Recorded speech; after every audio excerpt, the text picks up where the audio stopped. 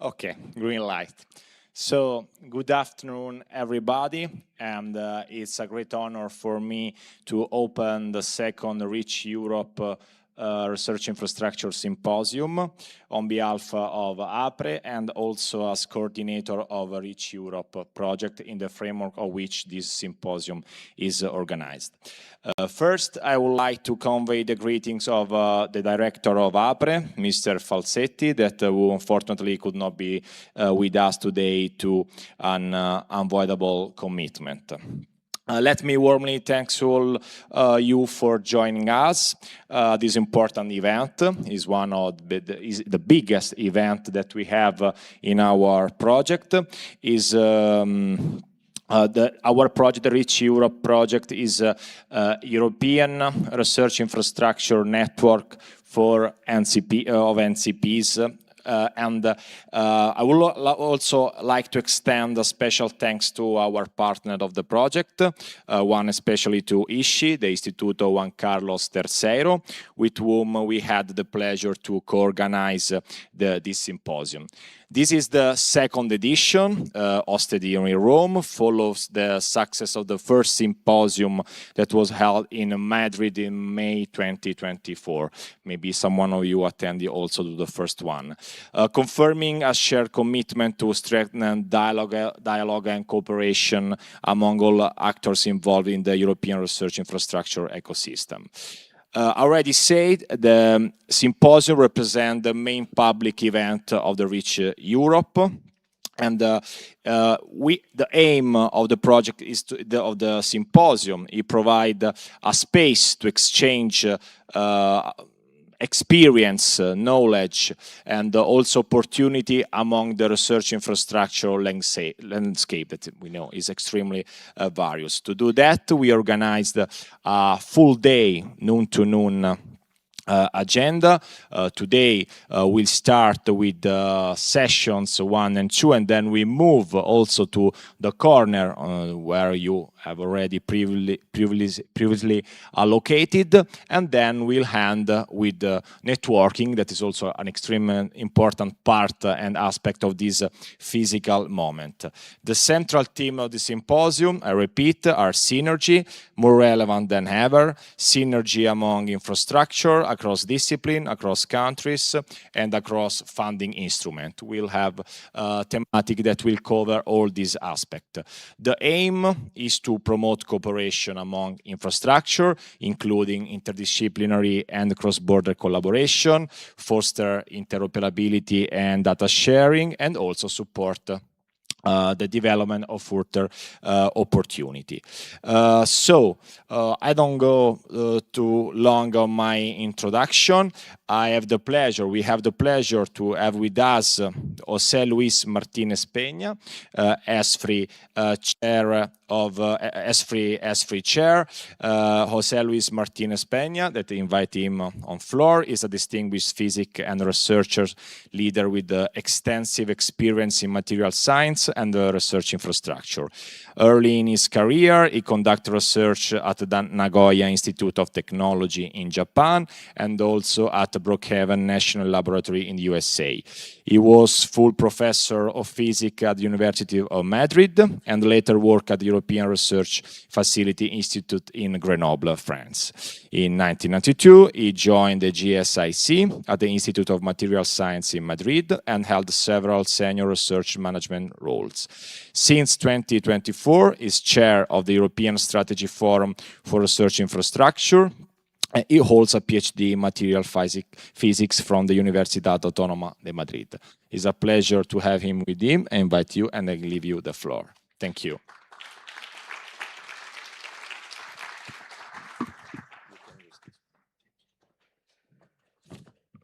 Okay, thank you. Thank you very much. It's really a pleasure to be here in this meeting, in particular in participating in the, let's say, activities of RICH. Actually, I was present in 2024 in the first meeting, and also I remember a meeting in June in Krakow. So we are trying with all the effort we could to really collaborate with RICH, in particular from ESFRI, because I think it's important, the coordination and the complementarity and the synergies. This is really the key element, and I think it's very important to do that.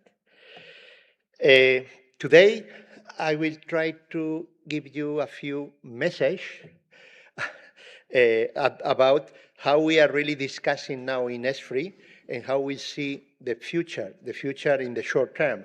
I will, because all the activities related with research and infrastructure are really quite active and moving very fast today, and will be the same, is my guess, for the next 12 to 24 months, because there are quite a lot of activity related with the new strategy coming from the European Commission about research and technology infrastructure. Of course, framework program, the discussion of framework program 10, that will be consequences. Of course, everything embedded in the discussion about the middle term financial system for the next 8 years. So this is the moment that everything moves faster. Everything still is, I would say, from the physical point of view, physical and the point of physics, is still, you can really still move things. Later will crystallize, and that's it for a few years. So this is really important, the period we are for the next 24 months. Just to start, of course, this is the first slide about really S3. The mission of S3, as is written there, is really to support a coherent and a strategy-led approach to policy making on research infrastructure in Europe. Actually, that was our logo for many years. Actually, S3 was created in 2002, so next year will be 25 years. And of course, I think we were avant la lettre, this famous report now from Draghi, Letta, about really we need synergy, we need coordination, we need really collaboration. And actually, I think S3 is really the body, the place, the forum where really member state and European Commission official really try together, have global ideas about how the strategy will go. And until now was about the research infrastructure. We will see that now the scenario is much wider in the sense that we will have technology infrastructure, also digital. I don't know if digital will be totally independent, or certainly the research infrastructure and the technology infrastructure should have a digital aspect, or either they will not exist. So, but maybe even should be some kind of digital infrastructure, let's say, particular ones. And all the scenario is becoming more complex, I would say more interesting, more opportunities, but we need to handle properly.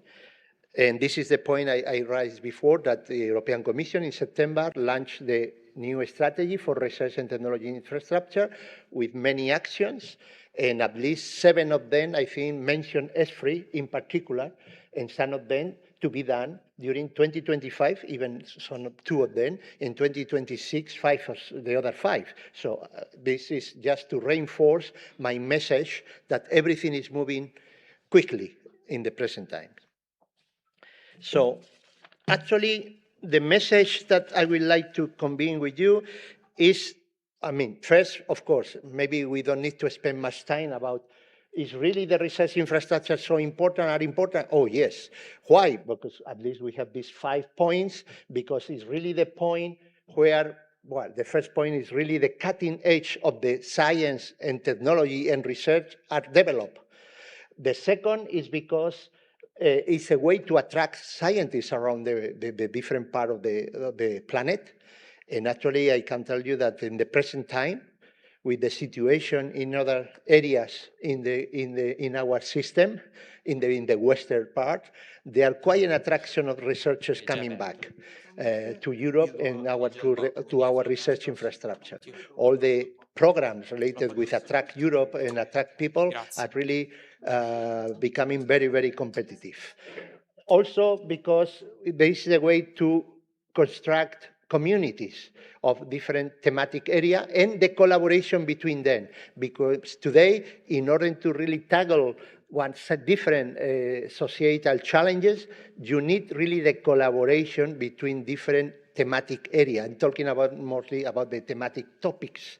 And of course, that means at the end of the day, and I start with my main message of today, and this message, collaboration, synergy, cooperation, and sustainability. These are really the key messages related with the research infrastructure today in Europe. Collaboration, synergies, really sustainability. This is very important. But that also starts with the collaboration between the different scientific research area, the scientific communities, and by the end also the research infrastructure themselves.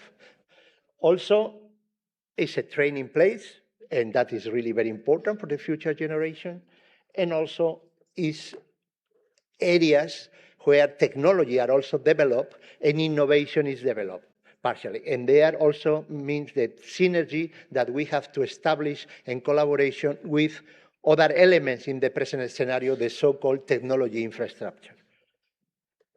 Of course, also, I will say from our point of view, as you already mentioned, from the funding sources, we have also different elements in our system, I would say from the political organization, from the national, regional, local, European level. So also ESFRI was until now a good place, a good, let's say, meeting place that really we try to get the maximum of the synergy possible between these different levels of, let's say, funding scheme at the different regional, local, national, European.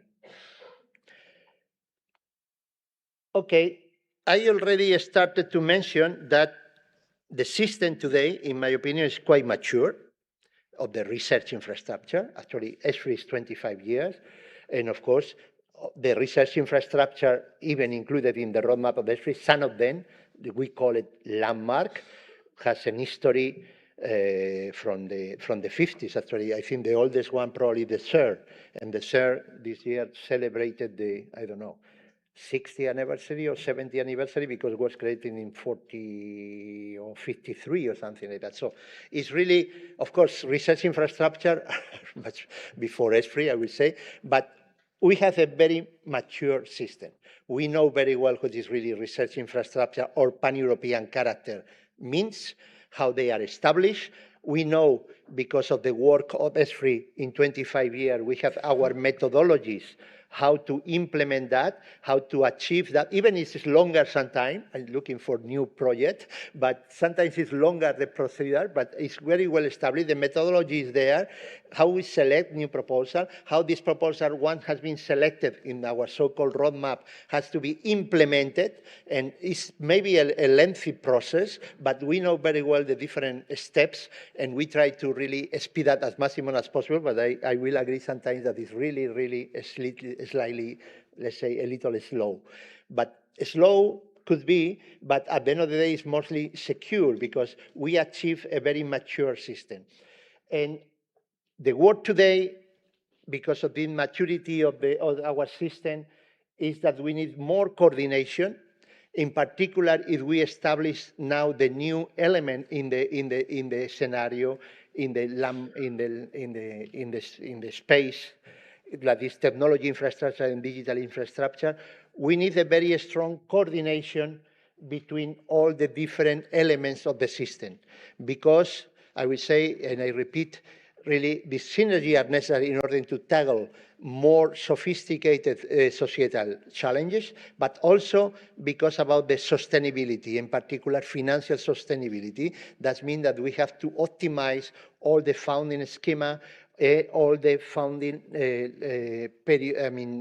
extension along the time and between the different disciplines. We have to become even more efficient because, say, sustainability is an issue. In that sense, to expand the present system for far more new research infrastructure is totally possible and will be there. However, I would like to give the message, and that I think is important in this forum, because at the end of the day, you are really national contact point, you are in contact with different ministries and different elements of the system.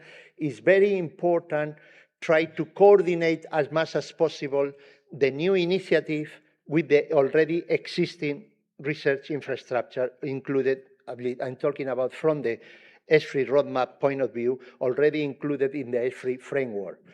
Because if we try to create even new research infrastructure for one particular item that is already, I mean, in principle covered by other, but you will be more specific. For instance, I'm thinking about in health-related, for instance, just an example.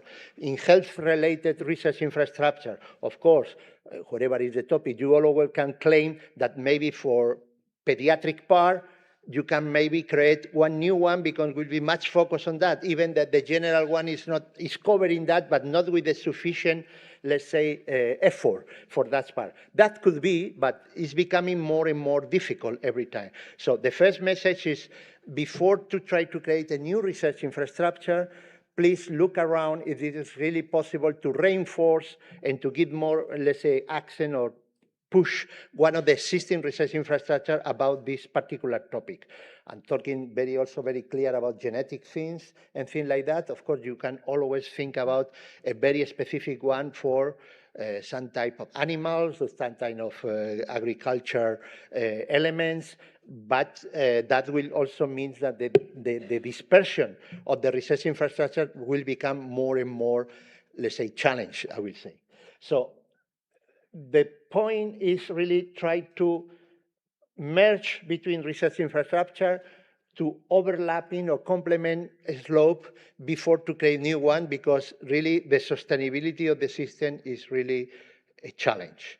Inside that, I will let's say, we receive the message that there are no incentive in the system to go along this line, but seems to be incentive in the system to go along the line of create new ones. So this is why we are really suggesting the Commission thinking about in future calls in the infra-dev system, maybe to create the infra-dev integrate that maybe some attraction in order to join with one particular point of view of one existing research infrastructure and not create a new one. That is the message, first message about really synergies and sustainability of research infrastructure. The next point is, of course, the system is mature. Of course, we have to optimize as much as possible the funding mechanism and the funding stream. And of course, that will be from the point of view of Framework Program 10. We are discussing possibilities, suggesting things to the European Commission and the member state. You remember, or you maybe know, that in the Framework Program 10 is written somewhere that the new services, new capacities may be covered by up to 20% directly by the Commission of these new services and capacities. How to do that? It's not very clear, because should be someone has to estimate that these new capacities or new services has to have a pan-European, European, let's say, priority. So someone has to estimate that it really has European priority for that. But I mean, in that phase, we are really discussing with the Commission how to implement that. And I will say we need to have a very holistic approach. And I said today the holistic approach will not only cover the research infrastructure, but also technology and digital research infrastructure from now in our area, I will say. And of course, always we should be able to be more efficient and coordinate the different schema coming from the European Commission. I'm thinking, of course, about the budget related with research infrastructure. We are included in CLIMA, about environment, and about, of course, in regional development funds. We have to still, I think we have space to really optimize this different funding stream. The next point, and now is becoming, maybe always was important, certainly, but now there is a revival about that, is really collaboration with industry. Of course, if we think about research infrastructure, the more basic part of the research, but okay, there are also technologies infrastructure, or even, I would say, collaboration with the private or industrial sector. Always I try to say that, to me, many of the research infrastructure, I talk in general, to me it's like a Gaussian. I mean, of course, the center of the Gaussian will be in very basic research, but certainly the tails of this Gaussian distribution of, let's say, expertise, knowledge, significant impact, some of them, even is a tail, the tail usually is small, but can be quite long, and goes really until areas where the industry are really very much interested. And we have to really try to develop or give really notoriety or give really visibility to this collaboration with industry. But this is one aspect.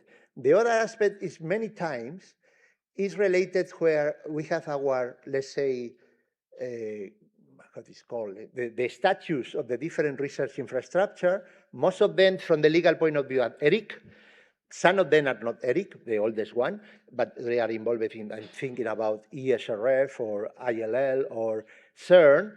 They are really, has a previous intergovernmental agreements, and some of them in the statutes, they have some kind of difficulties to collaborate with industry. I remember perfectly, because I spent 10 years in Grenoble, that maybe the limit of collaboration with industry was 5% or even 2%. I remember another one who said it's totally forbidden to make research has a dual aspect.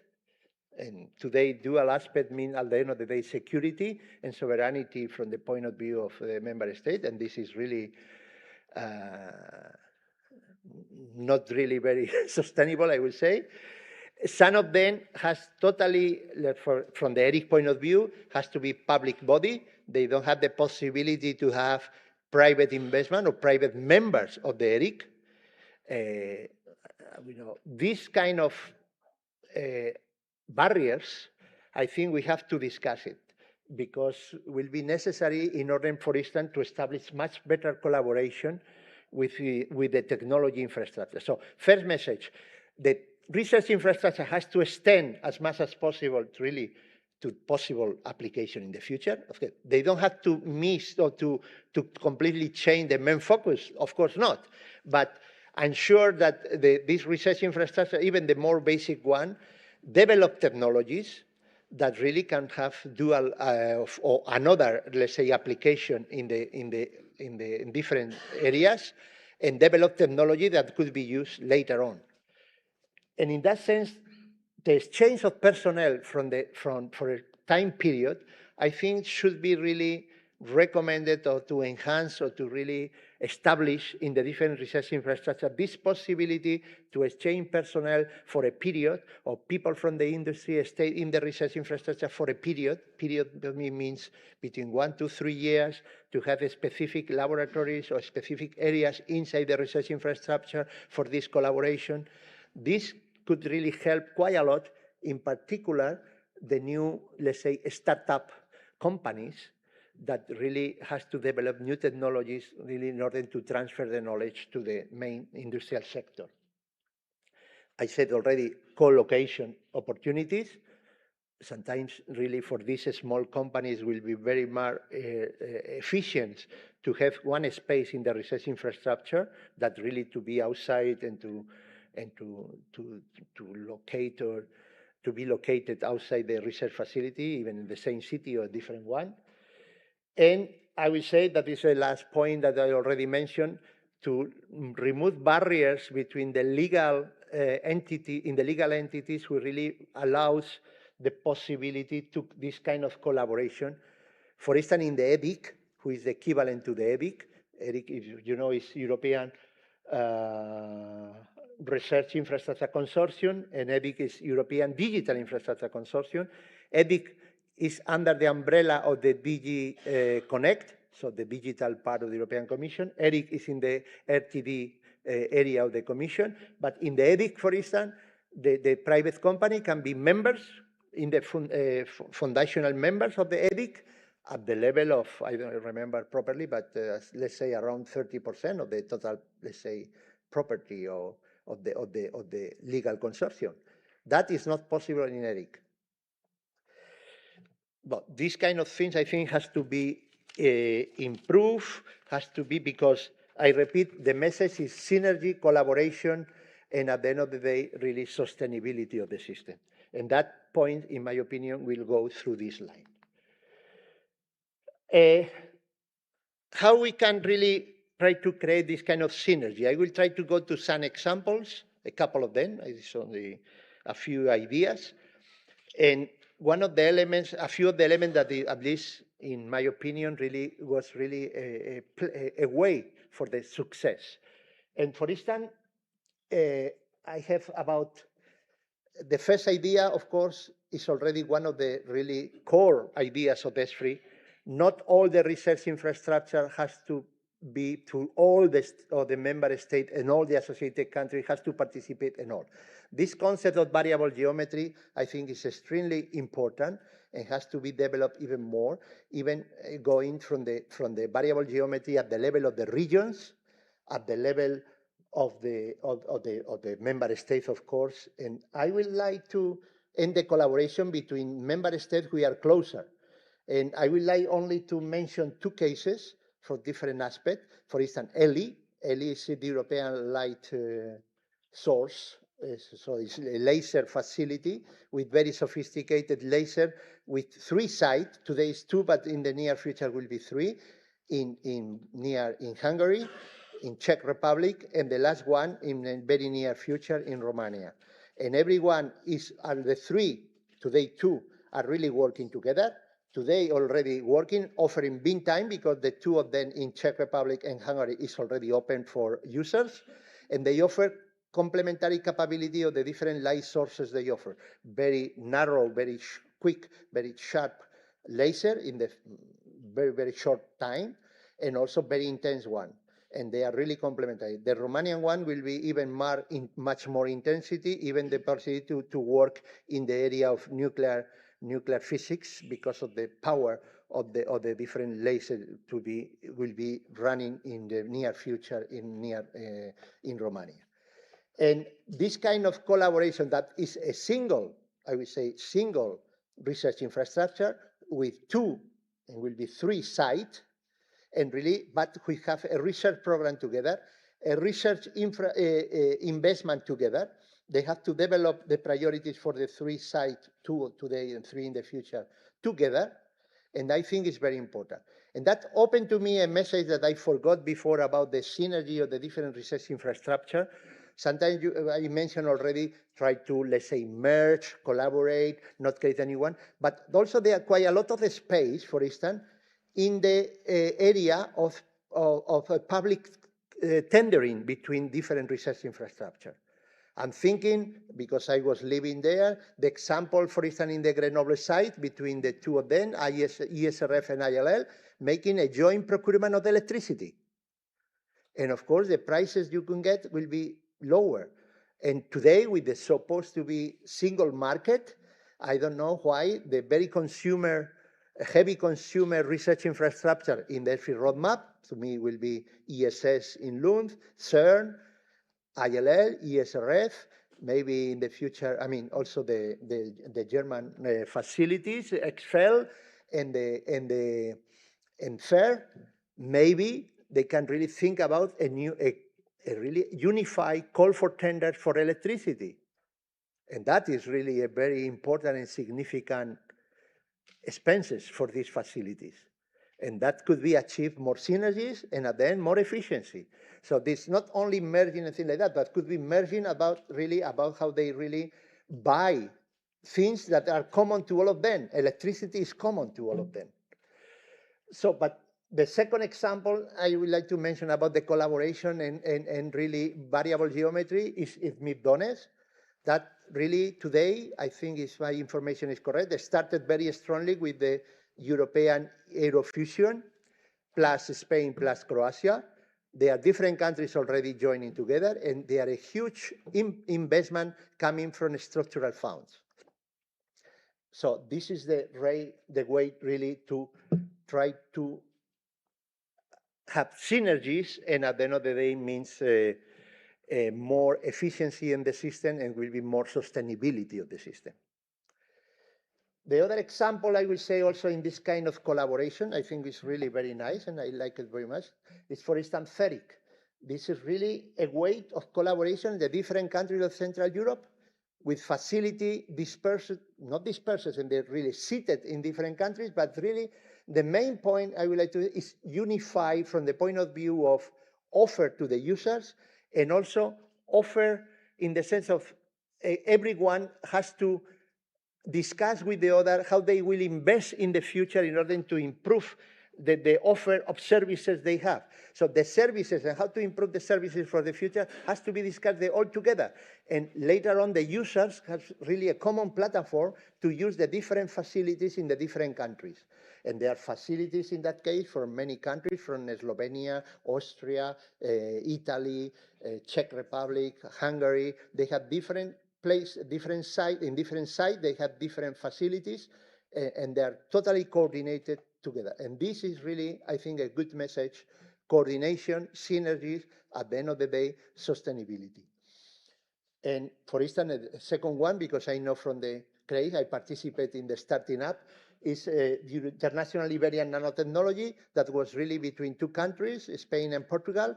It's still open of participation, other ones, but that was using quite a lot of the very specific funding that was at that moment was transfrontier funding, not only, let's say, regional funding, but has to be between two boundary countries and they have the site in one of the two and collaboration. So these are really ideas about how to integrate in an open and flexible participation with inter-regional fund. And I think this is the way to optimize our system.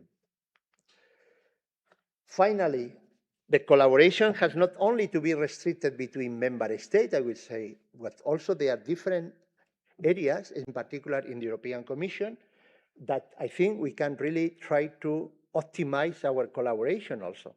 And I think in particular in the joint research centers. The Commission has really, the joint research centers are really quite diverse, quite complementary to many research infrastructure. And to my experience, only on the last 20 years in ESFRI, has not really taken advantage of this kind of facilities already existing at the European level. And usually, I would say, from my experience, always, let's say, between ESFRI and Joint Research Center, well, the collaboration has been really very, very much, I would say, reduced. And I don't know why. I mean, this can be improved. There are really quite a lot of facility there, really very good level. Many of course, most of them, very specific one. I'm thinking about in particular because I have a background also in let's say, in nuclear things related to study materials, and they have fantastic facilities in GRCs, in Joint Research Center. But I think we need to explore that. And I would say the last message is that we have to provide this collaboration basis in an analysis. What they have who are really strong is complementary to us and things like that. But I think there are plenty of capacities to collaborate with, because again, I repeat, the message is synergy, collaboration, because we need to be more efficient, because we have to be, sustainability is really the key word.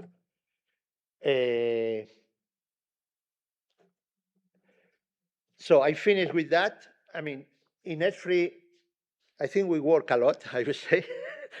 I knew that, but really from the point, the last 2.5 years or 2 years, we really work a lot of things together. And we produce some kind of, let's say, documentation. And really it's a pity sometimes, or I don't know, it's really, there enough awareness in the system about the documentation, the document that we provide. But I would like to give the last 3 that we finished in the, let's say, the last 6 months. And for instance, their opinion of ESFRI about the Future Era Act that will be presented by the Commission to the Parliament in September, October. That is already available in our webpage. Also, we make a position paper of the European Innovation Act, because it was a public consultation, and we make our contribution to that. and it's already available in our webpage. And there we explain, we try to put a few points that from our point of view, how can really enlarge the collaboration between research infrastructure and technology infrastructure. And for instance, all the things related with the ERIC legal status, we already also prepare a document about ideas about how to evolve in the future that really will allow more collaboration and more synergy between research infrastructures and collaboration between maybe research and technology infrastructure. I will finish just with a message that, of course, I said before, today, one of the main discussions is about technology infrastructure and which will be the relation with research infrastructure. I will say that already some of the idea has already very clearly status in this strategy, published in September by the Commission. But today I will say, to me, it's very clear that research infrastructure, we are really very well established. We know we have a very good definition, not only definition, but really a practical one. And we have developed quite a lot of the methodology related with the, let's say, the landscape analysis, the methodology, how to select projects to create the roadmap, and also the monitoring of the 16 research infrastructure in order to have a continuous monitoring along the time in order to keep to maintain and to be sure that they maintain the quality and the collaboration we need. Now we have the technology infrastructure and we have the digital infrastructure, either separated, either included the aspect I said before in the technology and research, but certainly the DigiConnect create the EDIC. So clearly to me, the technology infrastructure has to arrive to a degree of maturity equivalent to the already achieved by research infrastructure. In the sense, they have to develop his own methodology in order to have some kind of priorities. There will be different. Of course, in our research infrastructure, the priorities can stand for very long time. The typical research infrastructure that we are discussing is really for 40, 50 years. Probably if you tell the people in the industry, you have to give me all the infrastructure, or how do you do the priority for 50 years? And we say, you are crazy. I mean, I cannot think more than 5, maybe 10. But okay, that has to be adapted. Adapted doesn't mean copy, but they need to arrive to the degree of maturity equivalent to our already achieved in research infrastructure. The point is that at the end of the day, our really approach today is that it will be necessary to have an let's say, governance system between all the type of infrastructure, research, technology, and digital, has been common. Has to be very slim, has to be not very heavy from the point of view of the administration and comitology and things like that, but has to be very efficient. But nevertheless, whatever pillars, 2 or 3 pillars, has to achieve a degree of maturity enough to be able to have a common governance, let's say, overall overreaching body. Okay, that is from my side the message. Of course, I open for discussion.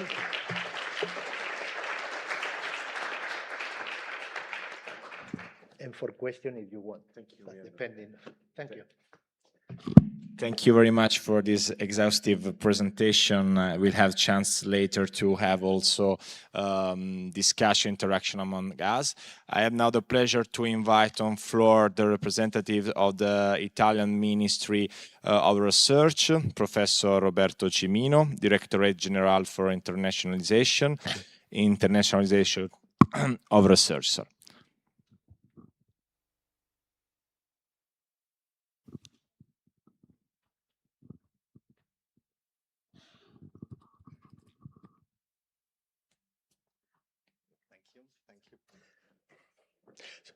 Thanks a lot for being here.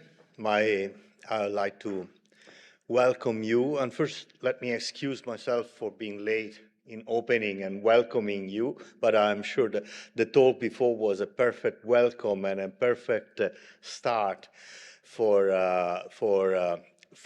these 2 very important days.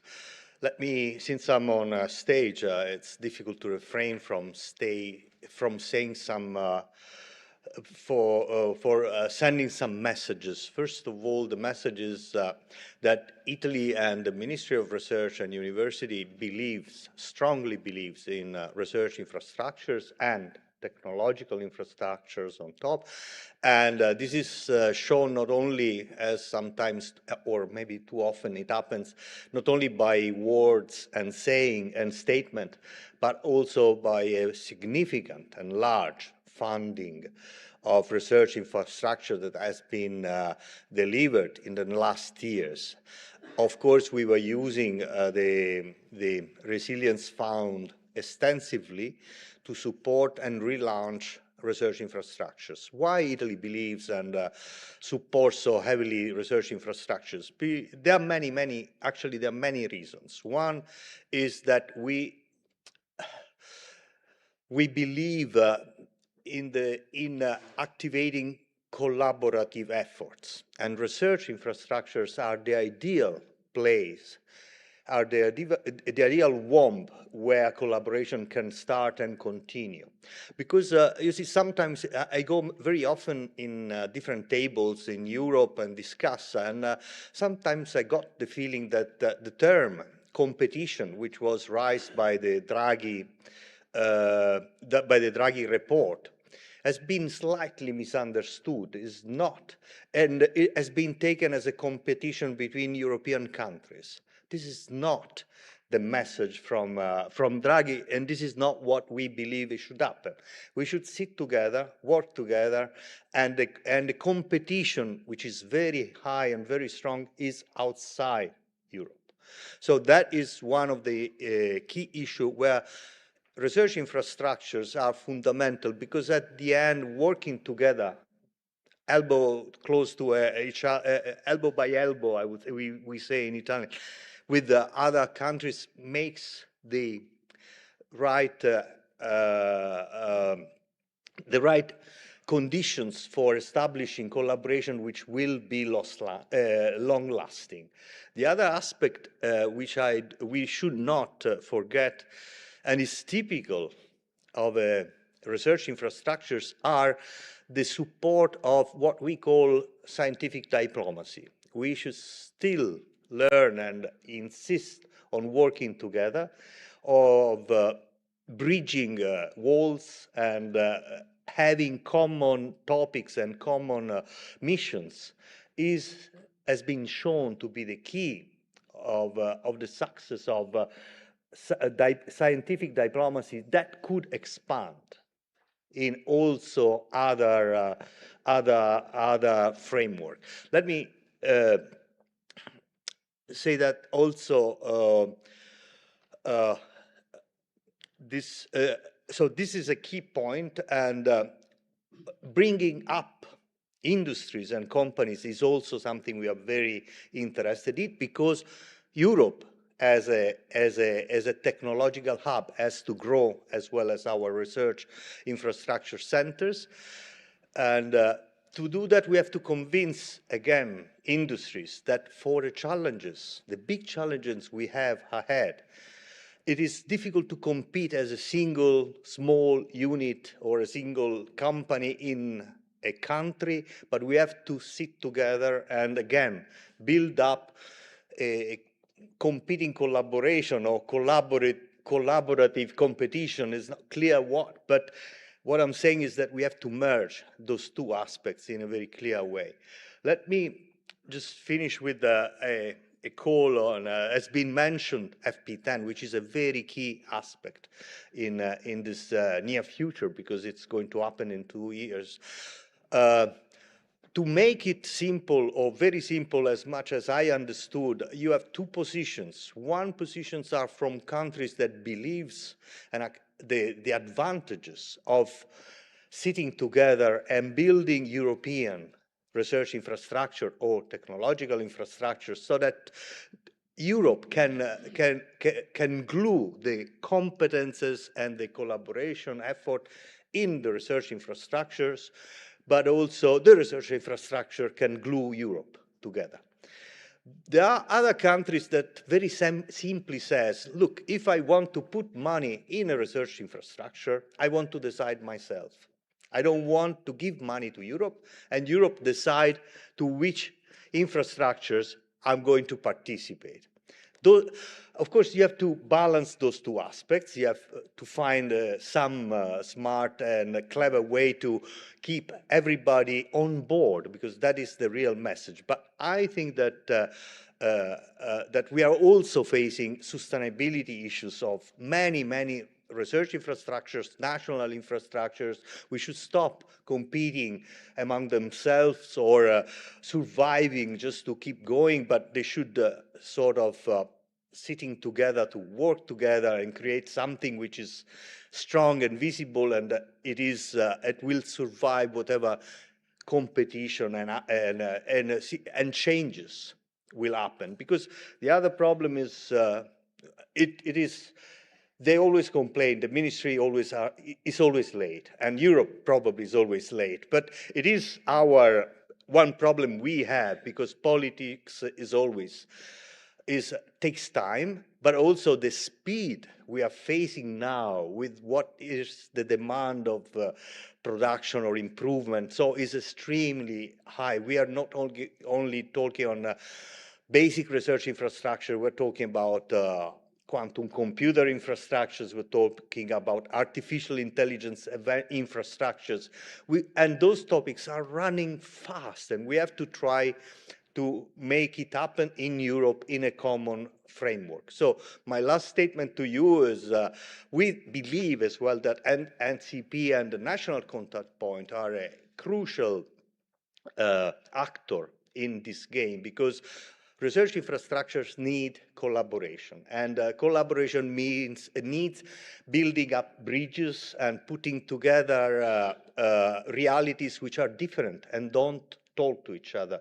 What is one of the main lessons we learn by working in a research infrastructure is that most of the successful spin-offs, I would say, or unpredicted results are produced in a cafeteria when you sit close to somebody that you don't know, that is working on something which is completely different from what you're working, and you end up sharing methods, you end up sharing competences, and you end up believing that if you do things together, they will be much better. So in this respect, NCPs will spread, should have this kind of approach of bringing this message of unity and collaboration around Europe, which is, by the way, a very shared message and nice to bring.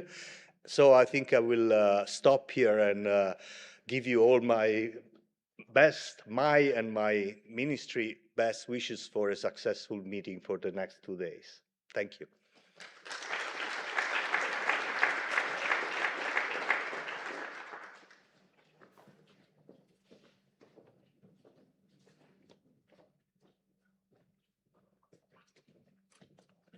Well, good afternoon, everyone. We are going to start with the first thematic session of today. Session 1 is going to be focused on interoperability, cooperation, and synergies among research infrastructures. I asked the speakers from Session 1 to please come up on stage, Frederic Sagard, Prior Pibor Graxi, and Antonio Rosato, and also Christophe Pesque as moderator.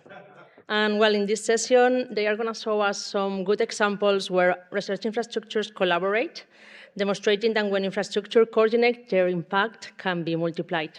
Thank you.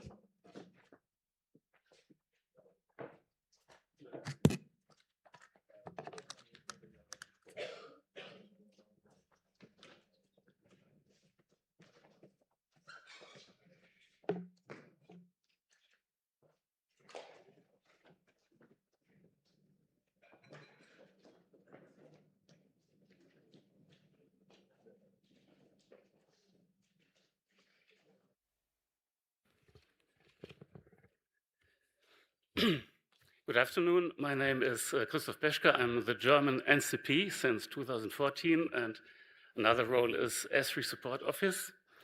I welcome you to the RICH Symposium now, to the first thematic session on RI cooperation. We are going now in the details after hearing excellent strategic talks from the European and the Italian perspective. The topic, of course, is very pertinent, and lots of developments are ongoing in Europe on increasing the synergies between research infrastructures on various reasons.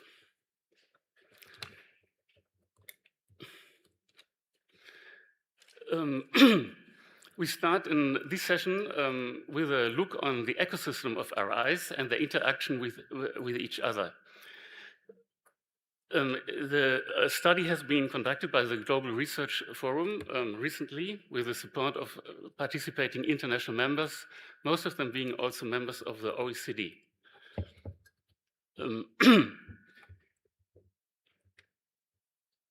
And after this presentation, we are hearing two presentations of research infra projects within Horizon Europe, where research infrastructures are cooperating either on granting transnational access or developing new access schemes for addressing new emerging challenges.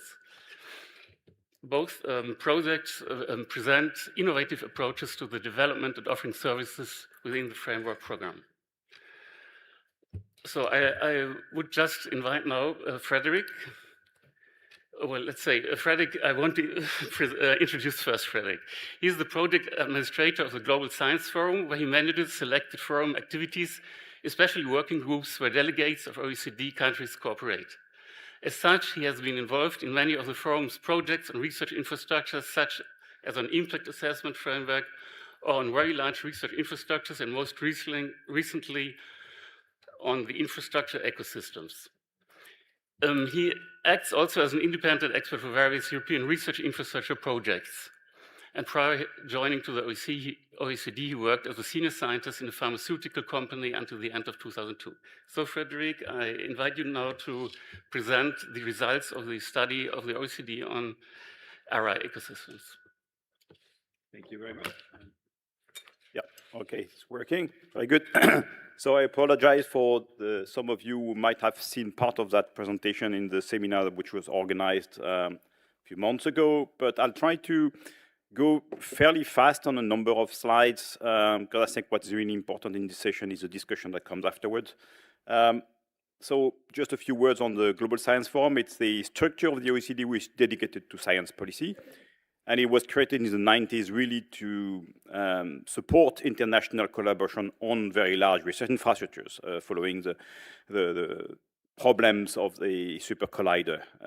And then, you know, its mandate was broadened to any topic related to science policy, but we still have core activities on research infrastructure policy. And as Krista was saying, the latest work we did was on research infrastructure ecosystem, something which is at the core of this meeting today. And right now we are actually working on core facilities, or the smaller facilities which are embedded into research institutions, which again play a very strong role in research.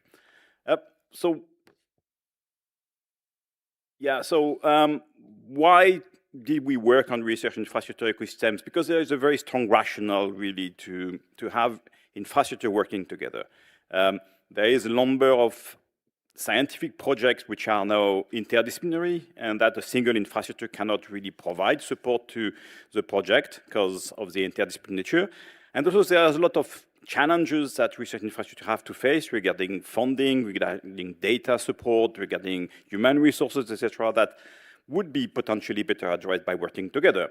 So in this report, we have a definition, what we call a research infrastructure ecosystem, which is basically a collaboration between infrastructure which has been developed around the set of strategic objectives, shared objectives, and provide support or coordinate services between the infrastructures, while each infrastructure remains, you know, responsible for their own governance strategy, etc. So we are not talking about very loose networks where just infrastructure comes and talk together. They have to have a common strategy. But we are not talking about infrastructure that already are integrated into a distributed infrastructure with a single governance. Okay, so there are a number of different types of ecosystems that we can find around us. Some have been developed between similar infrastructures, similar infrastructure types, for example, synchrotrons or whatever, and they have been developed in a sort of as an ecosystem because they are sharing the same problems. They want to discuss between them, what can we do to have an overall strategy, better visibility to our funders, better visibility to our users, share information on technological development, etc. Then you have research infrastructures that come together into an ecosystem which are different, but they work in the same general domain. For example, the German-Canadian Material Acceleration Center. So here, the field is material sciences, but the infrastructure within the different institutions are different. They provide different type of facilities. And finally, you can have ecosystems where you have very different research infrastructures working in very different fields, but they come together because they share a common interest. And for example, because they are located in the same local area, and by coming together, by working together, then they increase the attractiveness of the area towards researchers, companies, students, etc. And they can provide support to common projects which would be interdisciplinary. Working on the different types of these ecosystems, we come up with a sort of a typology which is based on the strategic objective of these ecosystems.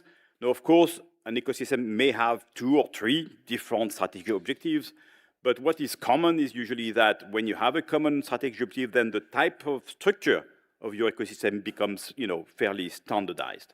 And there are different type of objectives. You may be working together because you want to increase your user access, access to your facilities, access to your data. You may want to get together because you want to increase the visibility towards your funders or to share technologies. You may want to come together because you have a same mission. Basically, it's a mission-oriented network where you want to discuss solving a complex societal challenge, for example, and we'll hear some examples later on today. So, different general objectives, and these strategy objectives usually drive the structure of the network. When you look at why the infrastructure came together, usually you have sort of a two-pronged rationale. One, which is you want to increase the impact for your members. And the second route is you want to increase the impact for your users. And then you have a number of potential elements that, for each. So you might want to increase, sharing technologies or sharing and optimizing your human resources, increasing your visibility to our funders. That's for the members. And then for the users, then you want to increase the facilitate access to your facilities or to your data. You may want to also increase the access to a larger diversity of equipment for projects which are multidisciplinary. Or you want to increase the chance of getting funded by the users, because if a user applies to a network, then its case towards its funder is better because it can say, look, we're going to have access to a larger diversity of excellent equipment, and that means, potentially the quality and the novelty of our research is going to be greater, and then you should fund us. Okay, so it's just an example. When we ask research infrastructure ecosystems what they had achieved, then there is a sort of a commonalities of domains. The first one is, well, it helped us structure our domain, our field. Before that, our field, our research field was fairly scattered.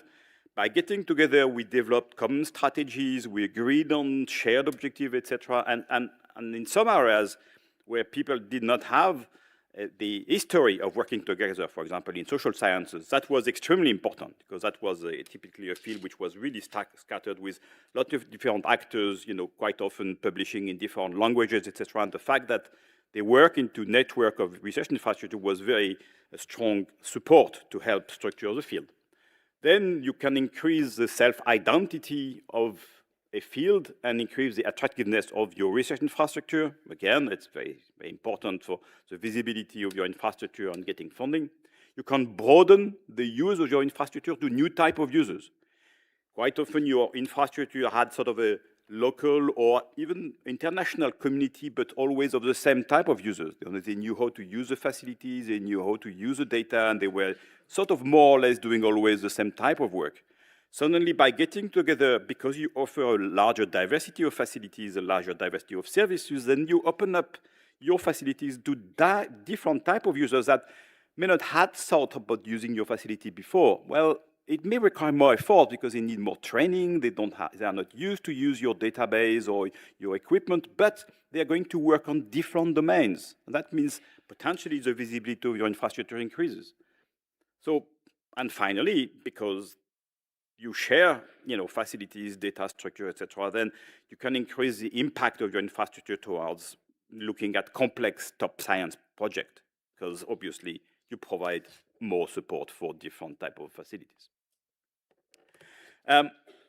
One of the strong objectives of many of these ecosystems is to address complex challenges. And then that can either be through developing an ecosystem to address that challenge. So you have that objective and you come together. For example, I think we hear about that on so addressing pandemic, etc. And they say, okay, this is a complex challenges. We have to work together, and we create a network together to address, or at least to contribute to address that challenge.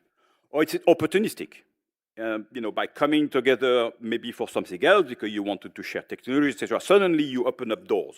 And suddenly, because you are together, you can address more complex challenges. And finally, what also we see emerging is cooperation between research infrastructure ecosystems. You have an ecosystem which was on material neutron sources and another one which was on lasers. And suddenly, by working together, they again offer new opportunities for the users. What we have also to be aware is that there are a number of external factors that can affect and impact your ecosystem. One which is the national and international politics, and I think we all see, what's going on right now in some countries. Major crises, environmental crisis, climate change, COVID-19, etc. That, drove collaboration very strongly. You have the large top-down funding programs, which are very important because they provide the resources which are necessary to work together. And emerging, and I come back at the end of my presentation, is national security issues. Again, that's an emerging issue, research security, which is increasingly affecting collaboration. And by getting together, potentially, you can better address some of these concerns. I will go fairly quickly on some of the more practical things.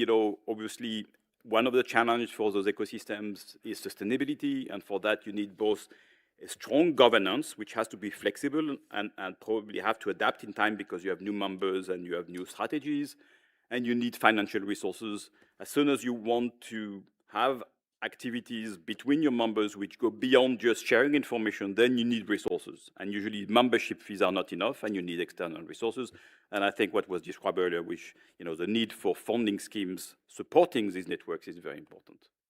Then you have user and data access, again, something which is usually at the core of the objective of these networks, facilitating user access, facilitating data access. There is a lot of things that can be done. It's easier usually to facilitate user access to your facilities, with a one-shop stop, etc., because sharing information on how to access facilities is not something which is very, very specific.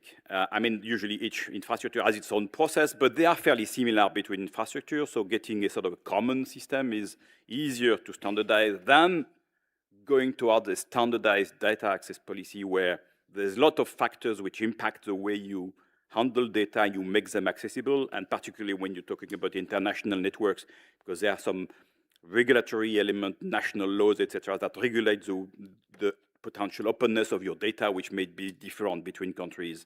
So that's a stronger challenge, but potentially that's where you can have the most added value. Then you have human resources. Again, something which has been emerging, I think, as a concern for many research infrastructure in recent years. How do you attract and retain staff? That can be challenging because the competition, particularly for technical staff with the industry, is really hard. By getting together, then you can provide enhanced career prospect, because then your staff can move from one facility to another, potentially moving up the scale and having different type of projects, different type of careers, and that's much better than being stuck into a single facility. You can have staff exchange, you can have staff training, and you can have user training, something which may not be feasible for medium-sized infrastructure, but as soon as you're in network, then you can better train your users, and that means increasing your user access. In the report, you will find some checklists for ecosystem managers. Won't go in the details here. You know, it's easy to find. They are sort of fairly straightforward. It's just sort of, okay, what should I think about if I want to develop a research ecosystem or develop my research infrastructure ecosystems? So they are fairly straightforward things. And then we ask also our experts, okay, where do you see the future of those research infrastructure ecosystems? So first, you know, what are the key drivers that would really support the development of those ecosystems, of those networks? And for them, for the majority of them, it is still to have scientific quality, scientific breakthrough, because when you go together, then you open up opportunities to do some really complex scientific challenges. Then, where could they be developed? And what we have seen is that probably the best added value is at regional level. At national level, it's easier because you share, you know, a lot of things within your own country, but the added value potential is not as strong as when you go regional. International is potentially extremely strong, but also extremely challenging, particularly in the current context. Key supporting policies, what do you need to develop this infrastructure? When one of these things, I'll come back to that, is these ecosystems, the fact that you work together have to be somewhere in the national strategy or the regional strategy of your stakeholders. Because if it's not there, then it's sort of invisible, and then you don't get the support. Key challenges, typically, that sustainability and barriers to international collaboration. And the composition, I think most of the people we discussed with thought that rather than just being between similar infrastructure, the added value was between infrastructure that are working on different domains, because the potential that it opens up into interdisciplinary research is very strong. So there is a number, again, of policy recommendations. I won't go into the details, but typically, as I mentioned, some are for governments and for funders, and some are for the different stakeholders, you know, that because you need some model of collaboration, you need the funding models, etc., funding mechanisms, you need to incentivize people, research infrastructure working together, and I won't go into the details here, but one, again, just to finish up with this evolving context, there is a growing strategic competition, a return to power politics. We are seeing that in a number of countries. National security, economic security are intertwined, and there are increasing concerns. There are research security and technology security, sovereignty, which are issues which are merging and are really affecting the way you can collaborate. There is increasing pressure to integrate civil and military research, so dual-use research, and as we heard, in a number of cases, that is not allowed by the current statute of the infrastructure or even at national level. There are difficulties to separate fundamental research from application, and that, again, means that how do you collaborate between research and technology, research infrastructures? And there is this changing dynamic for international collaboration and open science. You know, the motto of as open as possible, as closed as necessary, usually tend to go towards as close as necessary. And that's bad for collaboration. So here you really have to find the right arguments and to develop and to define the added value of collaborating between research infrastructures, even though you have to take into account these security concerns. If you don't take them into account, then collaboration will be very hard, because your stakeholders will say, well, what about cybersecurity? You know, what happens if suddenly you have an intrusion? You know, what sort of data are going to, you know, be open to everybody? What about the technology development that you conduct in your facilities? You know, what suddenly if you are not protected, what happens then? You say you want to collaborate with that country or that facility. If you don't have taken into account what are the potential risks, so a risk assessment, and how do you mitigate that risk, so risk mitigation, then you run into the risk of having problems to collaborate, but you want to collaborate because there's a very strong added value. Thank you very much.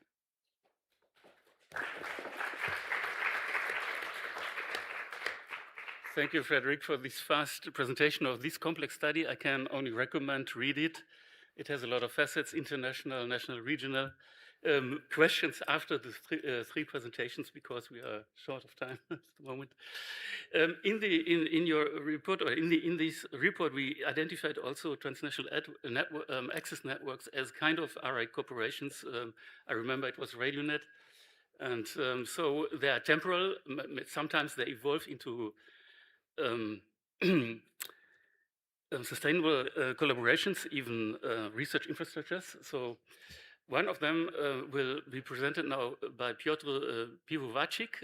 He represents the Solaris National Synchrotron Radiation Center at the Jagiellonian University. He is the head of the International Projects Office and responsible for preparing and coordinating the implementation of European projects. He's the co-creator and coordinator of the Nephews project, Neutrons and Photons Elevating Worldwide Science. And I invite you to present your successes and work up to now. Good afternoon, everyone. I'm very pleased to be here with you today, and I have, and by the fact that I have opportunity to present the Nephews project. So the Nephews project is a TNA project. There are 23 InfraServe projects already running in Europe. One of them is Nephews. We are providing access to our research infrastructure for a total of more than 38,000 hours. What does it mean TNA in our case? Because we have a different kind of TNAs, we can have a transnational access or virtual access. So in Nephews, we are speaking about the on-site access or remote access, where the users are sending to us the samples which are measured by our beamline scientists. On-site access means that user groups are performing the measurements at our infrastructures.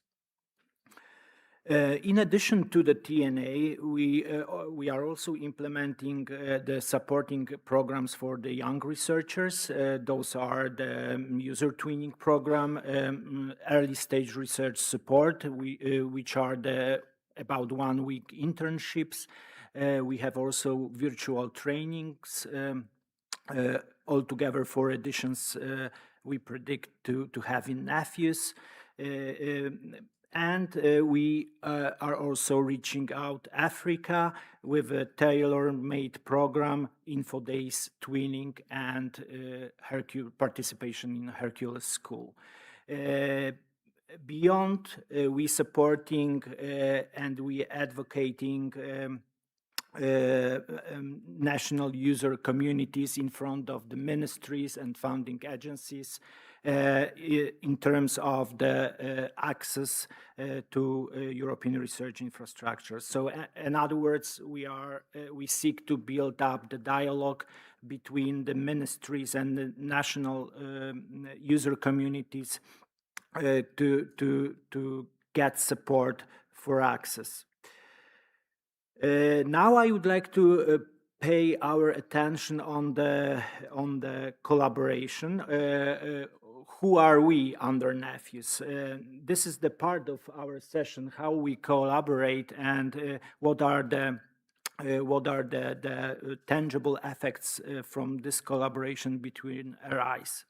So we are LENS, we are neutron sources under a League of Advanced European Neutron Sources, which cooperates with the LIPS facilities. Under LIPS, we have synchrotron and free electron lasers. LIPS means League of Accelerator-Based Photon Sources. And what is very unique, we are very much supported, we as a facilities, we are very much supported by the user organizations, European Neutron Scattering Association, as well as European Synchrotron and Free Electron Laser User Organization. Representatives of the European user community are directly involved in the task, in the Nephews tasks. For example, Astrid Schneider-Wind, who is a chair of ENSA, is holding the role of chair of advisory committee of Nephews. Cormac McGuinness, who is a president of SUO, and he's also representing Trinity College Dublin. He is a Work Package 2 leader. Work Package 2 is about non-TNA programs I already mentioned. And he is at the same time a co-author of Nephews' proposal, which is now the full-scale project.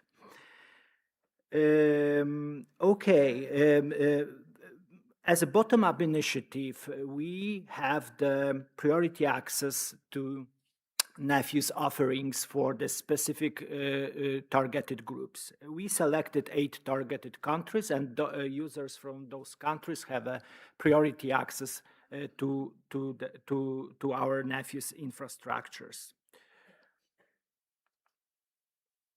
With the slide, I would like to show how the program presented translate into support. So there is another treat mentioned as an objective of our session to share the good practices, the success stories. So I put here some of them in terms of transnational access. Those are the example of the success stories from Solaris, as well as the success stories from user twinning program and early stage research support, and some statistics. So I think as of today, more than 175 new younger researchers, new users have been granted by Nephews project in those programs. And what I would like to really underline, in terms of transnational access and this priority access, 55% of all supported users who gained access were from priority countries. Here, priority countries is not the same as targeted countries. By priority countries, I meant that I'm taking into account targeted countries as well as other widening, non-facility and underrepresented countries. I can compare it to Calypso Plus, where the project reached 30%. And those are the data from the midterm project evaluation. So I expect that this rate will be much higher.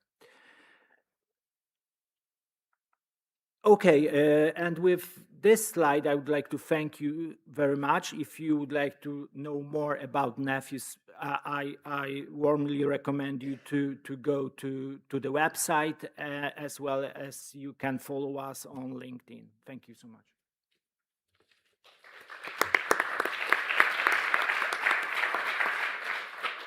Thank you, Piotr, for this presentation on a transnational access project where the aims are mainly to make access more effective and broaden the user case. And now we come to another project where it is more on developing new cooperations and collaborations for addressing emerging challenges in these kind of microplastics.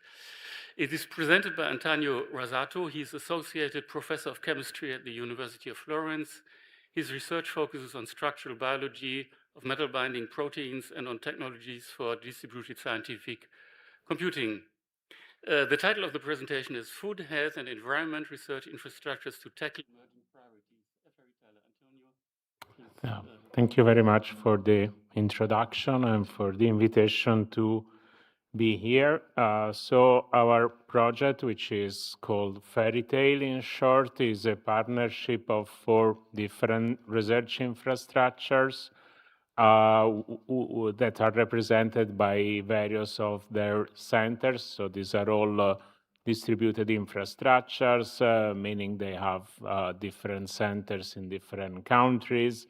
And basically this initial collaboration involved a sub-selection of these centers, sometimes also the central coordinating entity or hub, which was a choice mainly driven by, let's say, practical approach in order not to have too much red tape for the paperwork.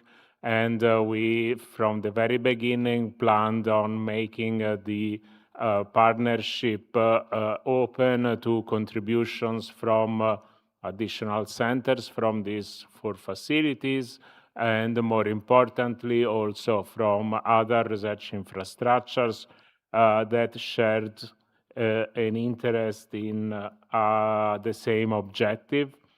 which was to find ways to target a very pressing emerging challenge, which is the impact of artificial materials on the different aspects of life through the impact on health, the impact on the food chain, and of course environmental impact. So this is an example of an ecosystem which is trying to grow around a relatively well-focused emerging priority with people having different expertise, so from the environmental science, from the food science, from the molecular aspects, and also involving more, let's say,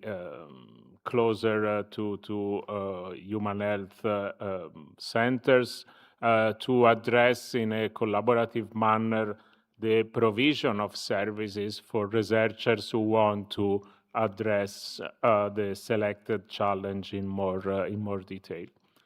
So because the artificial materials, of course, is a very broad and relatively vague concept, we, from the very beginning, collaborated with experts from various institutions, including, for example, the JRC, that was mentioned by the ESFRI chair at the beginning of this afternoon, and other infrastructures, as I mentioned, and let's say refined our focus mostly on various aspects of plastics pressure on the environment. So from, let's say, the production and dispersion in the environment of micro and nanoplastics and other associated aspects such as the presence of additives, or the role of bioplastics, and we also had a specific activity on the investigation of metals in the environment. And these key selected priorities were developed, as I said, in collaboration with experts and external advisors, for example, also from the bioimaging research infrastructure, where they have a strong expertise in microscopy. That is one of the key technologies for the investigation of micro and nanoplastics. And of course, we documented the entire let's say, thought refinement process and how we came down to these specific priorities in a white paper, which is available on the project website, on the Zenodo community for the project, and is, of course, one of the key deliverables for our actions so far.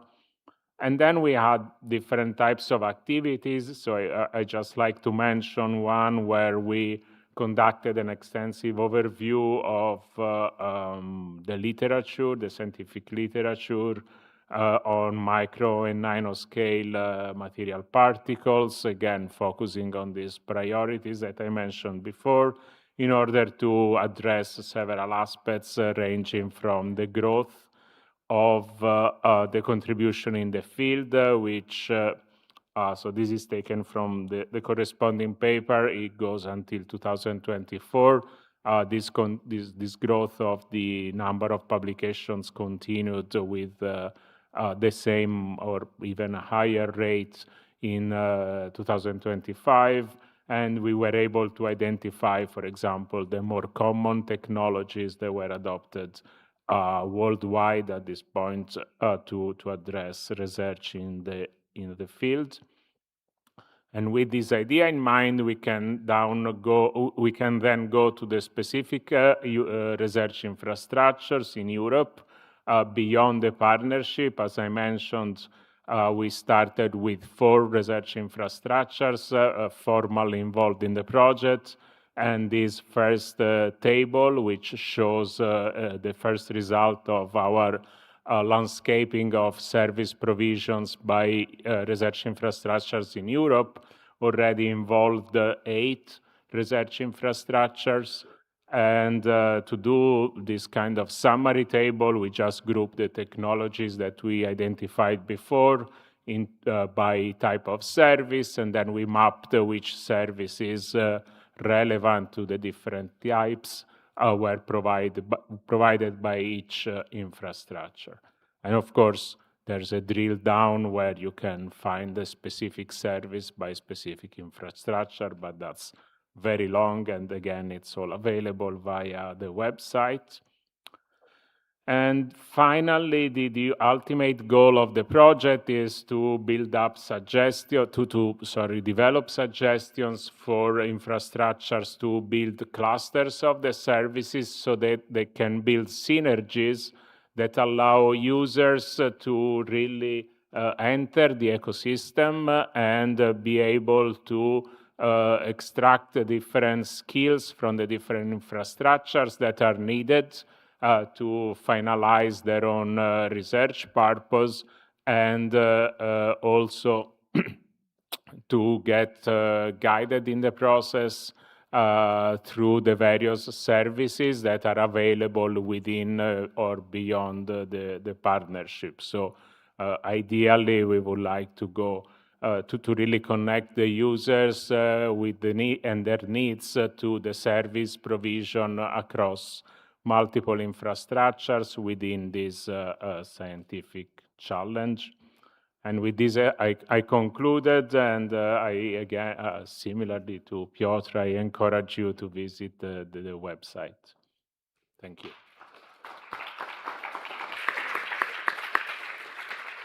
Thank you for interesting presentation. Is there any question on the presentations on RI synergies?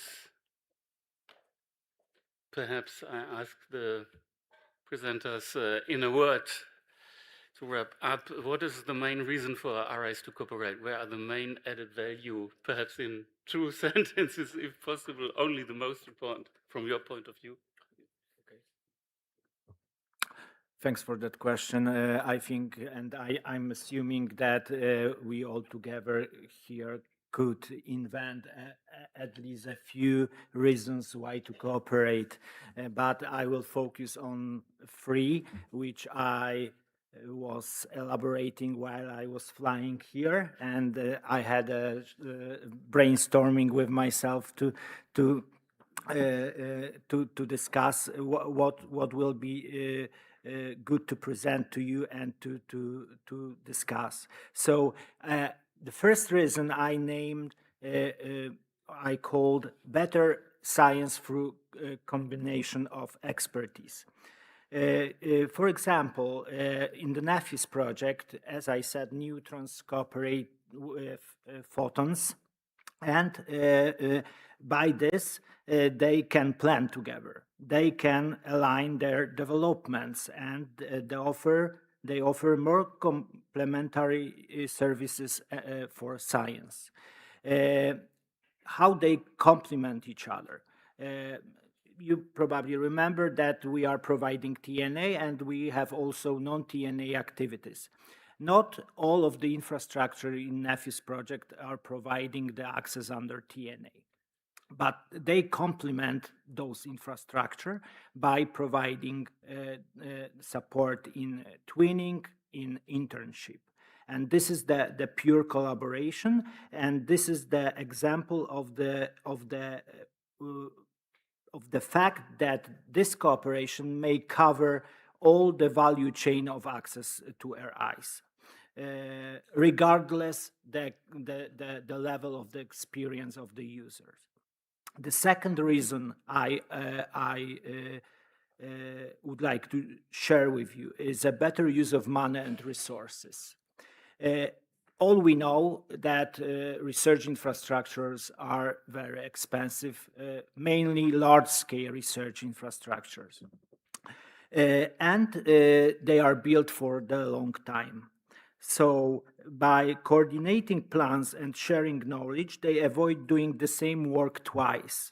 And they make better use the funding sources, the public funding.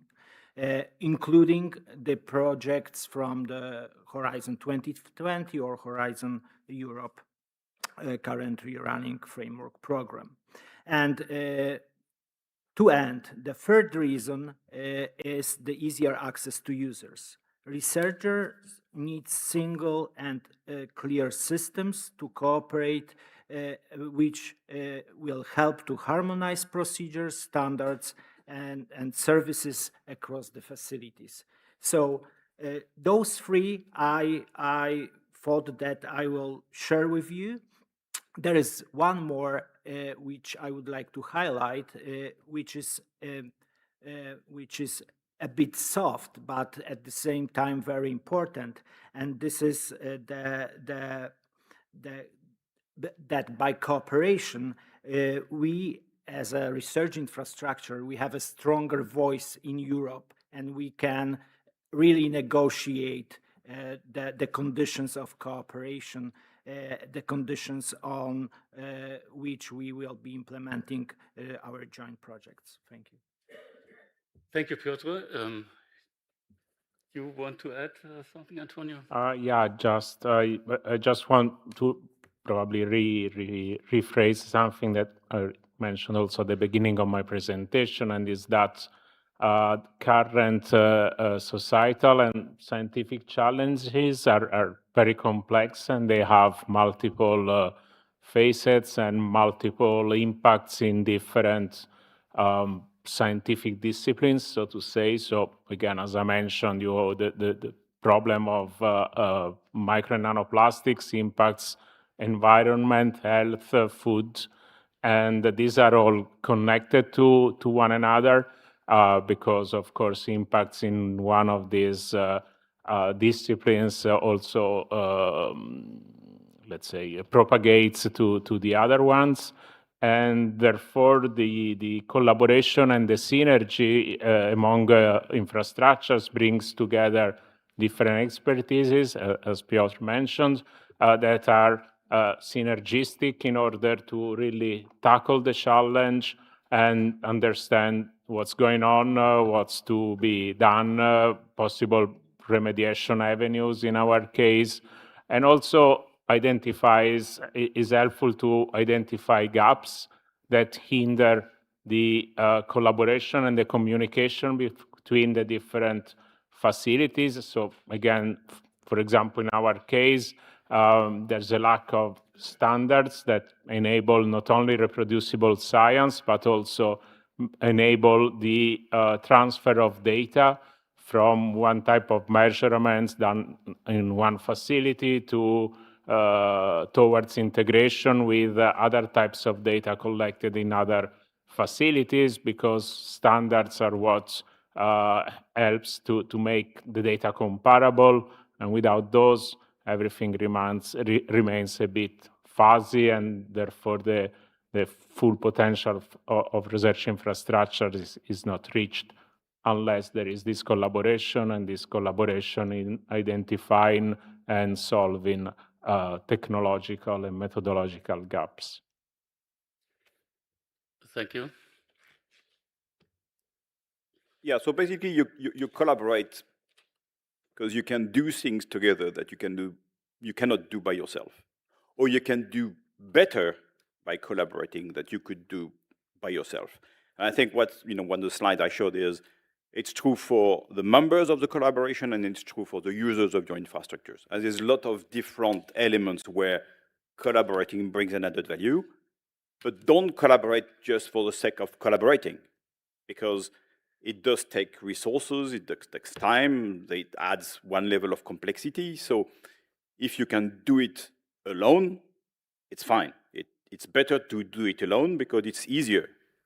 But there are so many things that you can do better by collaborating that, look at the pros and cons. And if you see, it opens up opportunities, then go for it. But you have to be aware of the challenges of collaborating. So I thank you for this quite comprehensive answer in my view. And I would invite the next session to go on stage to keep in time. Thank you very much. And thank you. Have a nice day.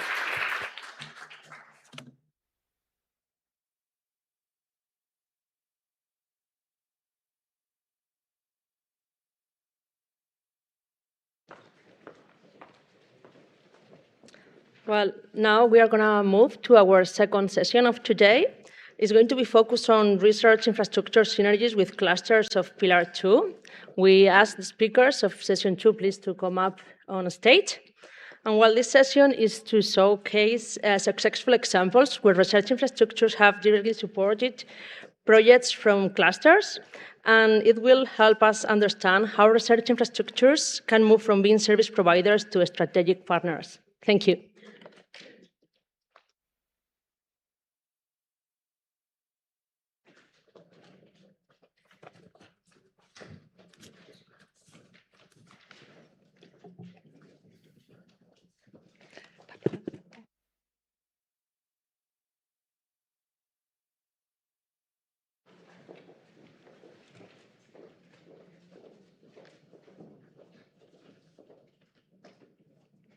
Hello, I'm Flavia Lacolla from APRE. I'm Cluster 6, Cluster 4, and Cluster 3 National Contact Point, and I'm the moderator of this panel. As already mentioned, this panel, the second session, has the main objective to explore the collaboration, the relations, but also the barriers, the gaps, and the needs in the, again, the relation between the research infrastructures and the other actors in the clusters of Horizon Europe. For this reason, we invited, as you can see on the stage, 6 speakers, 6 panelists. We have selected them on the basis of their domain, their research field of activities, and we have selected 2 speakers per domain. We have selected Cluster 1, so the health domain, Cluster 4, so the digital one, and Cluster 6, the agri-food domain. We have selected for each field, let's say, 1 project from the research infrastructure work program and 1 project from the work programs of clusters, so Cluster 1, 4, and 6. The other aim of the session is to discuss with the panelists how we can foster the interdisciplinary cooperation between research infrastructures and the clusters. Now I would like to introduce you the panelists of today. First of all, we have Diana Stepanian. She will present us the Isidore project. Diana is the Director of External Strategies and Relations at the European Research Infrastructure on Highly Pathogenic Agents. She has a bachelor degree in political sciences and master degrees in European studies and business management. Then we have Mr.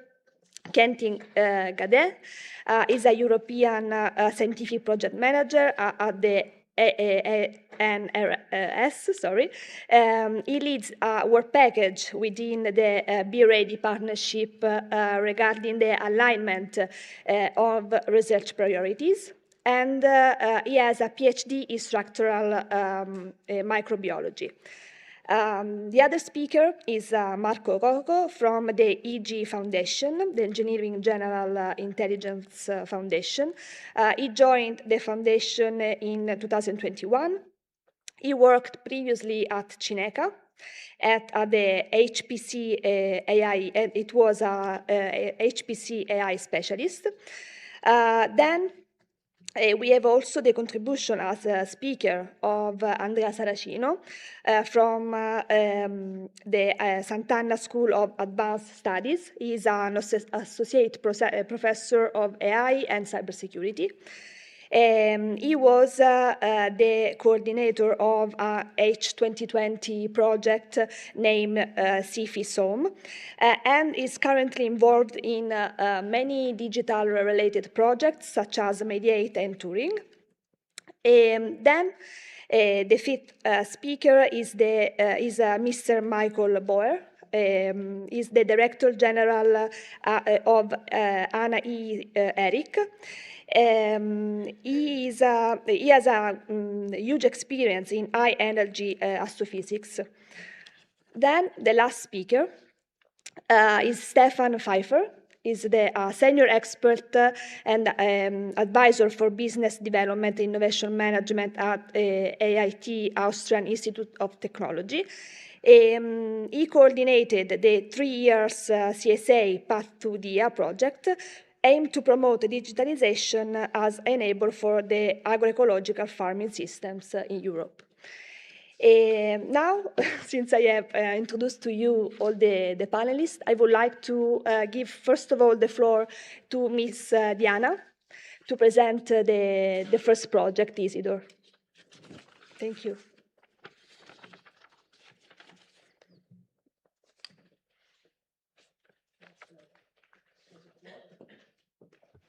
It should work now, yeah. Just to start, before starting presenting the Isidore program, which is the Integrated Services for Infectious Disease Outbreak Research Program, a few words about where it started from and who is included in this program.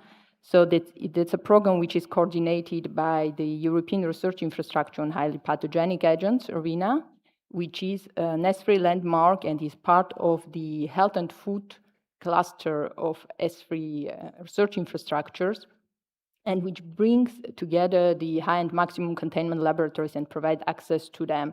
So these are the high security labs required for the research on highly pathogenic agents, high consequence pathogen, pandemic-prone pathogens.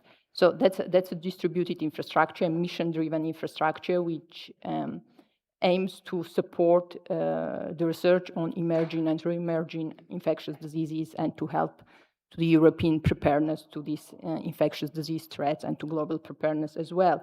And individually, already the distributed infrastructures of the Health and Food Group, we already support programs and projects in the Pillar 2 cluster health by providing our capacities to them. In the case of ARENA, this specifically development of MCMs, these are medical countermeasures, so antivirals, vaccines, etc. But we have also a common action together where we try to provide our common catalog of services to user communities to reinforce our impact and also to enable more visibility to overall capacities we have. And in this case, this is the program called Isidore, which I will talk a little bit more about this. So Isidore was the first InfraServe launched in 2022. It was the first call in 2021, call for proposals to respond to COVID-19 pandemic. So that the program initially was started for the response to this big pandemic and to respond to the variants of COVID-19 research. And officially started in 2022 with the largest consortium for the European Union program with more than 150 partners. So it brought together 17 European research infrastructures and networks in the field of biomedical sciences, life sciences. So you see the names of these infrastructures. So this includes from structural biology to imaging, clinical trials, social sciences, biobanking, high containment laboratories, data.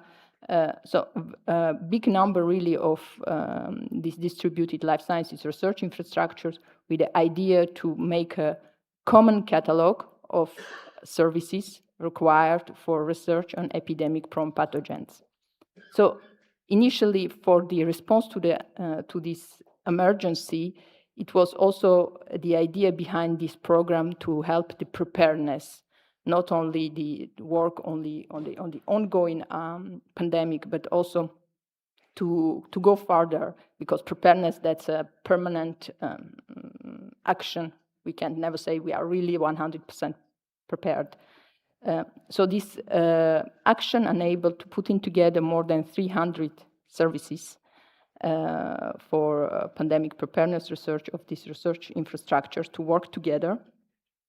And the program initially was for 3 years, and it was extended for half year more so, and it's officially the first Isidore ended in July last year. It enabled to provide the call open calls for access to these capacities during the lifetime of the program. So we had as a first call, the call to COVID-19 pandemic, but also the idea of this kind of consortium of service provision is to be agile and adaptable, because we never know what can happen in the field of epidemics and outbreaks.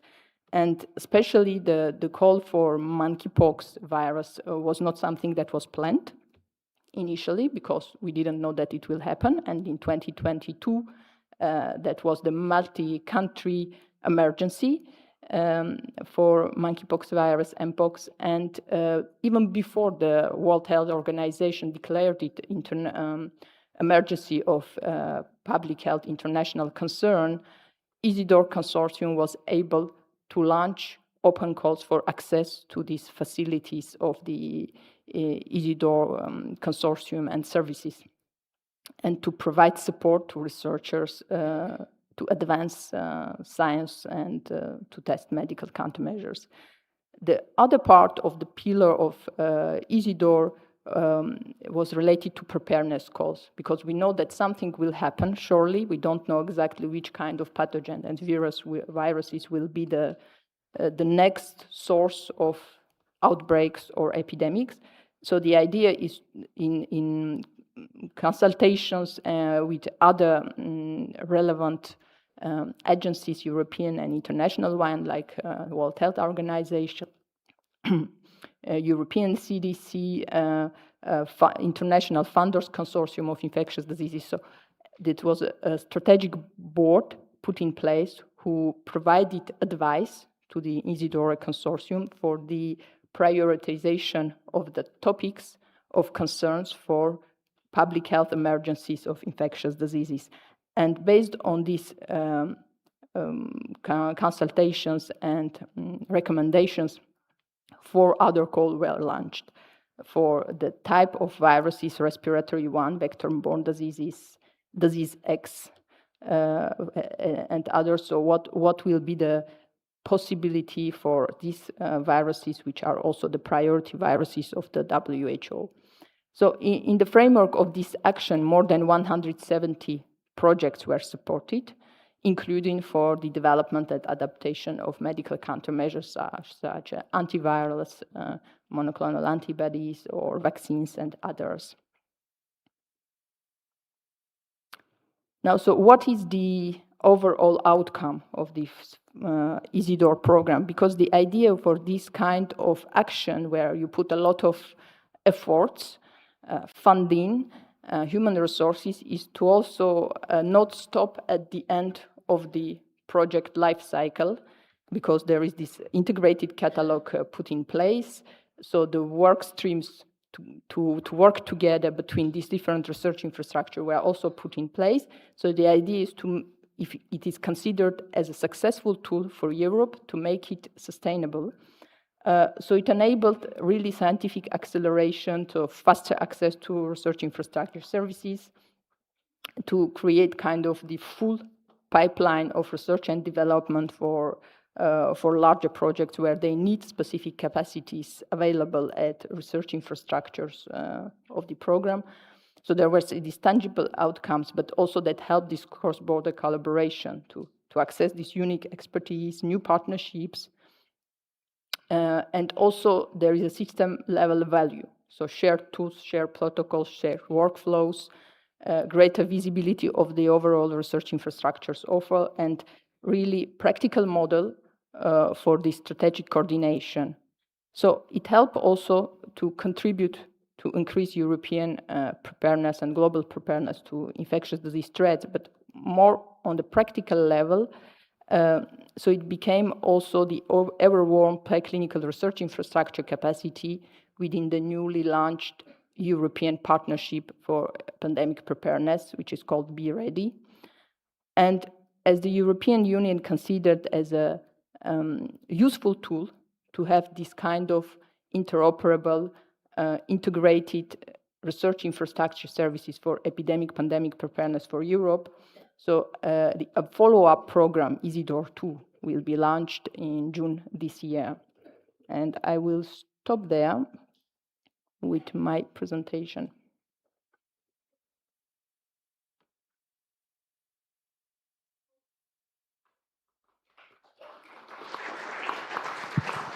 Thank you very much, Diana. Thank you for your presentation. I will have some questions, but we will discuss later on in the second part of the session. Now I would like to ask to present the Be Ready Now project to Quentin Gadet. Please, the floor is yours. Thank you. Thank you. I will try to, yes. Perfect. So good afternoon, everyone. Thank you for the invitation. I will try to present to you the newly launched European Partnership for Pandemic Preparedness, Be Ready. And so just to give you a few words on partnerships as a European tool in the Horizon Europe framework, because this is something which can be a bit obscure, but for instance, in cluster health, partnerships represent 40% of the budget.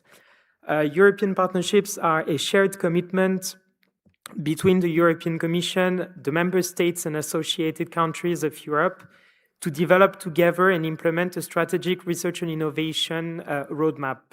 And this is done through pooling resources together to maximize the investment and the impact at both the European and the national levels.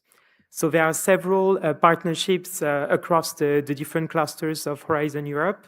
Why is there one on pandemic preparedness? It's because in the wake of the COVID-19 pandemic, the EU and the member states realized that there was lots of room for improvement because the research landscape was fragmented, and several measures were launched such as the European Health Security Framework.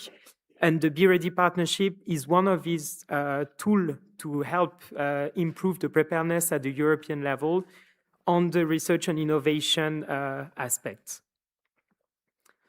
So we are structured as a large-scale 7-year European initiative. We have 18 work packages, 81 partners across 27 countries, more than 100 deliverables, so this is quite ambitious, with the idea, of course, to become sustainable at the end of this 7-year European funding.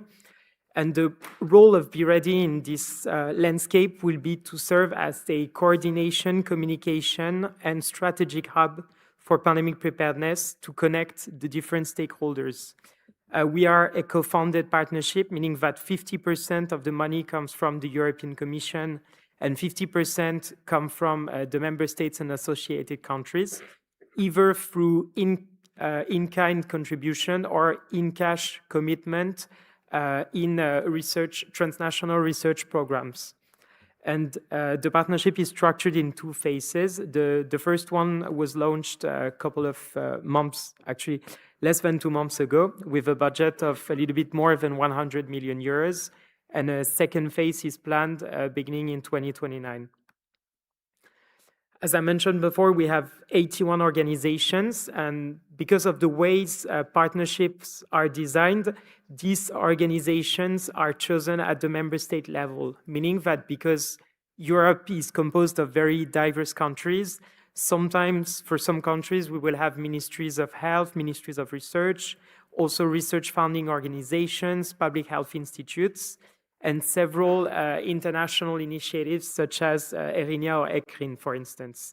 And at the moment, we have 21 out of the 27 member states of the European Union, 6 countries associated to Horizon Europe, and with really the goal to strengthen our consortium, because as you can see, there is still lots of gray areas on this map. So what will this partnership do concretely? Its vision is to establish an integrated European research and innovation ecosystem, which will be capable of anticipating, preventing, and responding to future health crises caused by infectious diseases in alignment with the pre-existing European Health Security Framework. So really the idea is to go from reacting to public health crises to preparing to them, to anticipating them. And for that, the activities planned by the partnership are through 4 main pillars. The first one is to align research between the different stakeholders, and this is through a strategic research and innovation agenda that you can find on our website. The second pillar is to boost research, and this is through the funding of joint transnational calls, and this is why we have all of these research funding organizations in the partnership. The third one, which I will go a little bit more over detail, is to support research ecosystem readiness through the constitution and the federation of ever-warm networks. And by ever-warm, we mean a network of networks that are capable of pivoting at a time of a crisis, that are always prepared and that can respond swiftly when a crisis comes. And then a fourth pillar on transversal activities to foster research and innovation skills. And one of the key aspects of the Be Ready partnership is that we try to cover the whole continuum of research important for pandemic preparedness, so not just focusing on clinical research, but also encompassing basic and preclinical research, public health, social sciences, and One Health aspects. And just to give you a little more insight about this research ecosystem aspect, the idea is that at the moment, this ecosystem is, in pandemic preparedness, is between three main components. The first one, which was presented before by Diana, is the European research infrastructures for basic and preclinical research, which are already quite structured at the European level. The second aspect is that Be Ready will seek to establish is an ecosystem of public health research institutions and networks, because this is something that we still miss at the moment at the European level. And the third one is what we call the EWNN, which is an ever-warm EU-wide network of networks for clinical research. Because today, at the European level, there are many clinical networks, clinical research initiatives, but we need to have some kind of structure that will first connect all of these initiatives together, but also connect them to the public health research networks and to the research infrastructures for basic and preclinical research to really try and cover the whole spectrum of research. And with that, I finish my presentation. So really the take-home message is that Be Ready is a platform to bring together the actors in the field of pandemic preparedness, and also a toolbox to increase preparedness through the development of tools such as the Strategic Research and Innovation Agenda, an observatory on policies, an accelerator for innovation. So you can find more, I invite you to find more information on our website, and I thank you for your attention.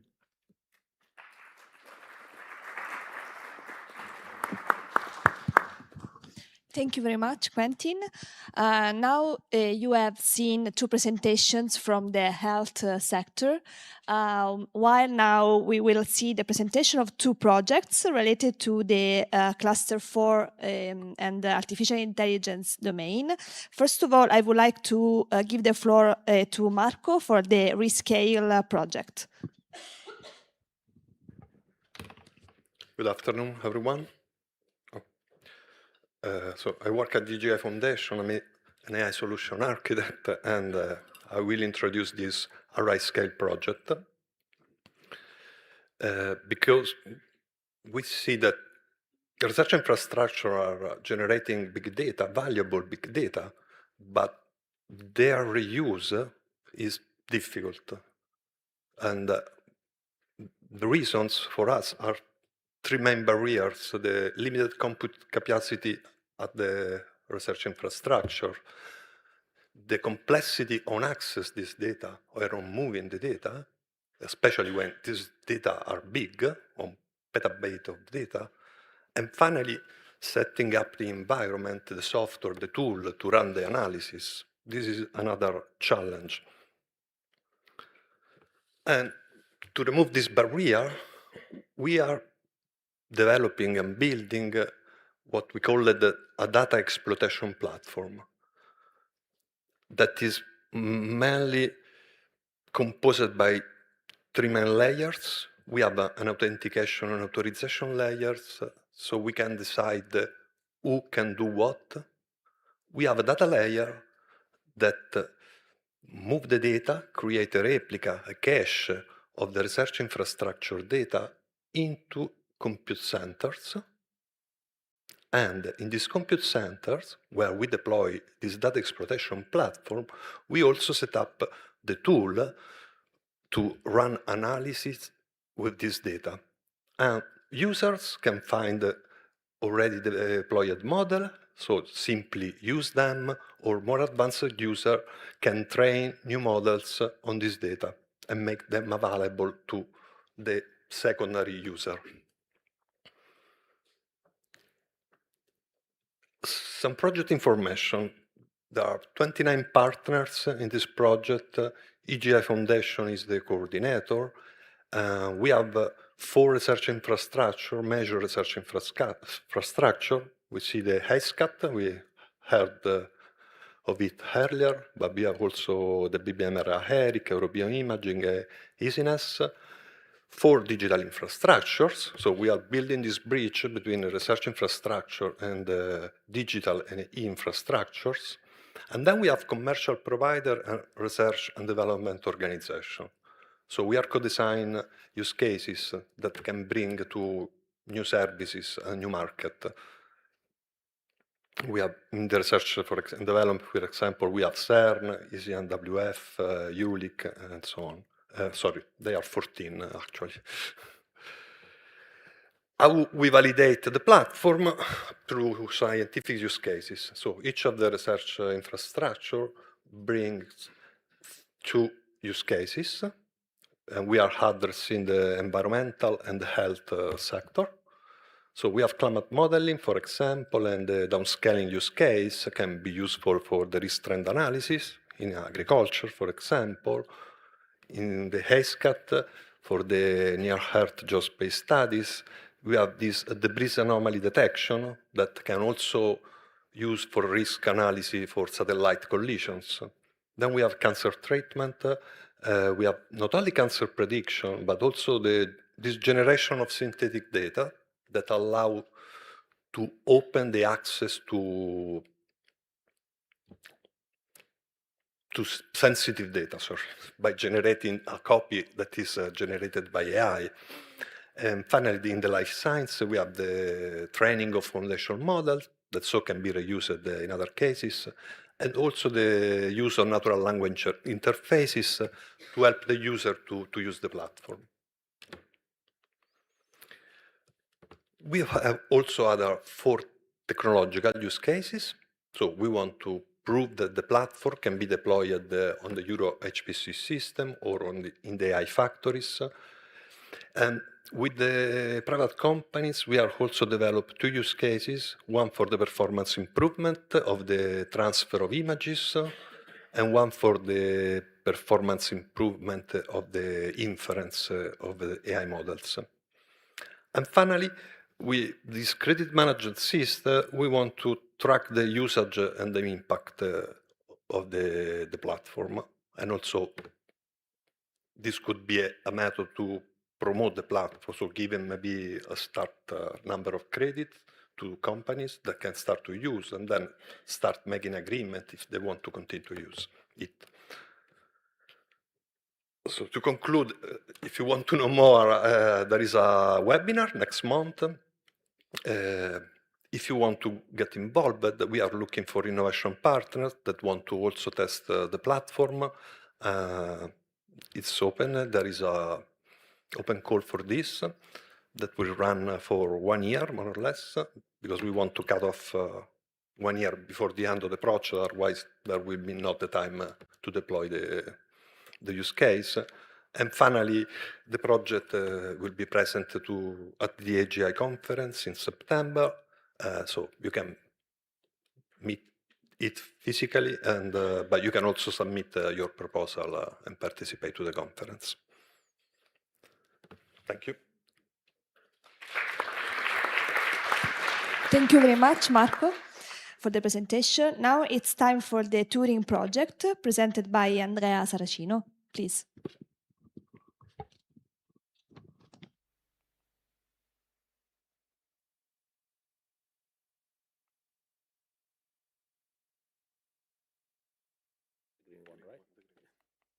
Okay, fine. Okay, so it works. So thank you for inviting me here. So I'm an associate professor in information engineering at the Sant'Anna School of Advanced Studies, and I work mainly in cybersecurity and the AI domain. And I'm here to present you the Turing project, of which the Sant'Anna School of Advanced Studies, Scuola Superiore Sant'Anna for the Italians.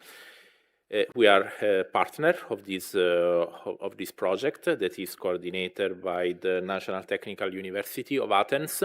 Here are some basic information. So this is a research and innovation action of a project that is recently started. Actually, we had the kickoff meeting in September, and we hosted the second meeting in Pisa at the Scuola Sant'Anna.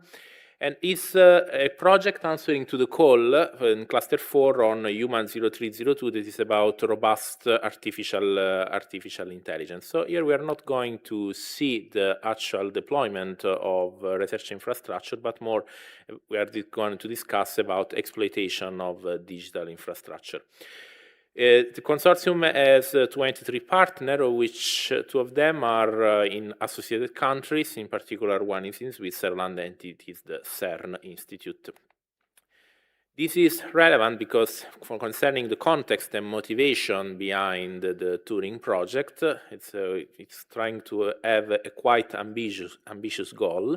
That is the one of trying to replace the current models that are used in order to address several physical problems, in particular high energy physics, and that's why we have the CERN here, nuclear energy, but also on meteorology prediction. Now all of this is based on physical systems that are used for simulation. The goal of the Turing project is the one of trying to do this by using instead foundation models. What is a foundation model? Probably looking at these logos, you might get a glimpse of what they actually are. So they are very large language models that are also indicated as general purpose model, especially if we see about the AI Act definition. And these are some of the most known commercial tools that are based on these foundation model. We are trying to build our own because with the goal, as we said, is very ambitious, is the one of trying to supersede the current physical model that have this set of issues. They have to face high mathematical complexity, multiple spatial and or temporal scales that are hard to capture. So there is an issue about the possible capability of generalizing and to keep in account all the contextual information. And as well as the very large language model, they are bound from high computational cost and high cost for the equipment to run this kind of experiments. So, what is the main challenge that we have to address here, and why is relevant to the call that on cluster 4? One of the things that is difficult to handle with physical model is the variation on changing conditions in input, and this is something that is not easily to foresee with the physical model.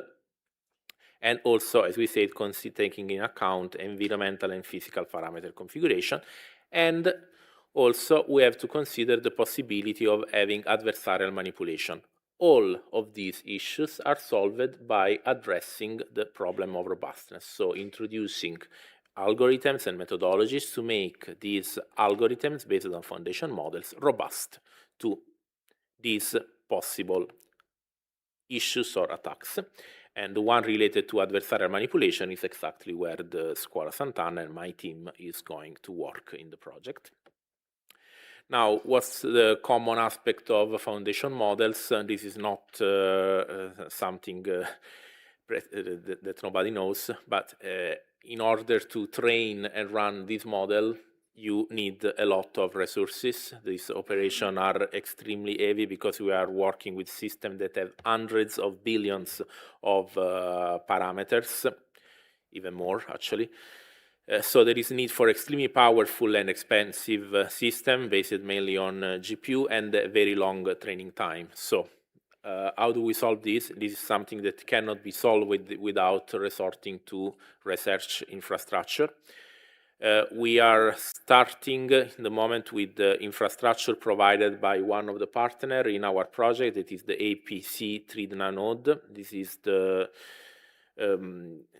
configuration of the current machine where we are going to start running our experiment. This is going to be upgraded during the execution of the project. Actually, the project is paying for its improvement by including these additional devices, especially these NVIDIA H200 GPUs. But together with this, we also have a liaison with more institutional AI factories, that is GRNet. So there is this agreement with the GRNet that is the head of Pharos, and the coordinator of our project is also member of Pharos. So we can use their infrastructure in order to run our test and experiment and create models that will be robust enough to address the issues that we have discussed. What's next? As we said, we are at the start of the project. These are pictures from the meeting in Pisa. So please follow our social network, particularly the LinkedIn website is going to be available soon, and stay tuned to see what are going to be our exciting updates. Thank you for your attention. Thank you, Andrea, for the presentation. Now we change again the domain and we pass through the agro sector, so related to cluster 6 mainly. And the first project in this area is AgroServe, presented by Michael Boer. Please, the floor is yours. Yeah, so hello everyone, and so I am Michel Boer, the director of RICH, which is in fact experimental infrastructure for global change ecology. So we don't do observation, we do experimentation on ecosystems, and including agriculture ecosystem, and it's why RICH is coordinating this AgroServe project. So why we started this project, which is an InfraServe, so we are giving services to the scientific and non-scientific, actually, community. It's because, as you know, agriculture is facing a lot of problems. We know that.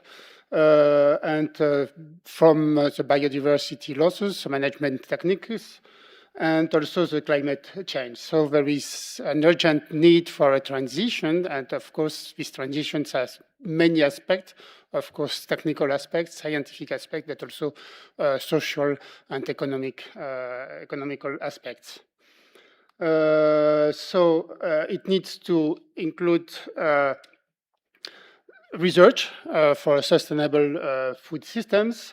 It needs, if you want to change the systems, not only the producers, but also the consumers have to be, and the industry actually have to be in the loop, which is beyond the interdisciplinary, it's a transdisciplinary approach.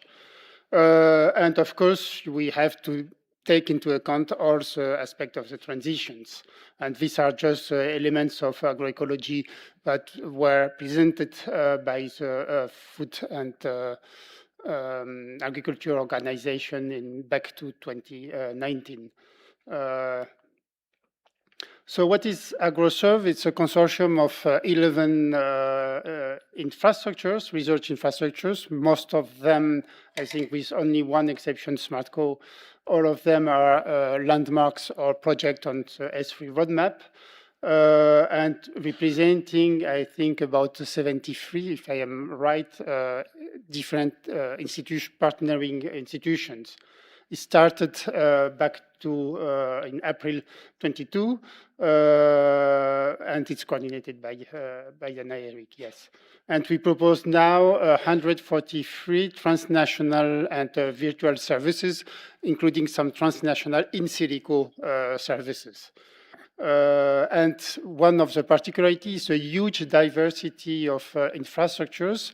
And really, we propose services from the molecule level, but for instance, OpenScreen or the microorganism, MIRI, to the ecosystems, so emphasis mostly for the phenotyping of crops, and anaerobic or EMBRC for the at the ecosystem level, and to more social activities like Metro Food, IBISBA, which are biotech, LifeWatch, which is biodiversity, e-infrastructures, and some socio-economic services that we build for this project inside ANAE. So you see here also, a map of the services or of the organization. So you see that we are, we represent almost all the EU and even beyond, even some associated states, and even the United Kingdom. And we have a lot of activities. As I said, we should involve society. So we involve, of course, the scientific community, which is coming, but also the agricultural community. And this is one of our challenges because it's not easy. You cannot ask a farmer, first a farmer will do something if he finds his interest in terms of efficiency, economy, or whatever. So we do that with Living Labs. We have some multidisciplinary initiatives, and we should involve several RIs. We make, of course, some, we already release some, and we make some approach to the stakeholder, but we also release already some policy papers. And we have activities that are directed towards the general press or the specialized press. And we have, of course, a training program. So I think it was, as you can see, we have about, with one exception, we already had 4 calls. The last calls were, the results of the last call were released this week, actually. So about, with the exception of the third call, about 38 proposals and of 40 proposals, of which we accept about 50% of, with a success rate of 50%. What is, so now this is, yeah, it's complicated. It's just a liaison between the several infrastructures. And in 4 calls, we receive 140 proposals. The success rate, precisely, it's 40%. From the analysis, it's too early to make the analysis of the 4th call, but we see that the 4 research infrastructure are highly demanded by about 1/3 of the users, which is in fact, there are those that are connected to agriculture and ecosystems, and emphasis, and those that provide analytical services of high relevance, for instance, in the Eurobioimaging, because of the imaging services. 6 RIs are demanded only by, say, 10% of the users, because they provide some additional services and maybe more complicated to use for the user. And 2 RIs are in low demand because apparently they are more difficult to understand for the users, or difficult to join because we request each proposal, and until now a proposal should involve 2 different research infrastructure. It's a way to implement interdisciplinary. For the next, it's in fact the 5th and the 6th call, we do not ask, and just to make the comparison, also we were in the grant agreement, we said, okay, we will make 4 calls. We made our 4 calls with these 2 RI demand. For the 5th and the 6th call, so the 5th will open next month. We remove this need of a second RI, and but of course the user has to justify what's in the context of agroecology, how he positioned his demand, and also the use of transdisciplinarity, because we observe that several users have made already, either through European program or even through different research, they have made already their part of the research. So we can see that.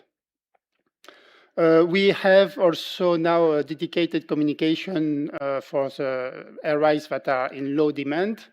We started an ambassador program, so happy users we asked some happy users to be our ambassadors, and we were surprised because I think 10 users just replied, and they go to workshops, conferences, and so they present the program for us. So I think it's something which, so they share their experience. And it's also, I mean, of course, we have an impact. I hope we have an impact on the ecological transition, but it's also a test bed for the integration of services between very different infrastructures. One of our problems, of course, is we are building now pipelines of services, but the problem will be to maintain these services beyond AgroServe.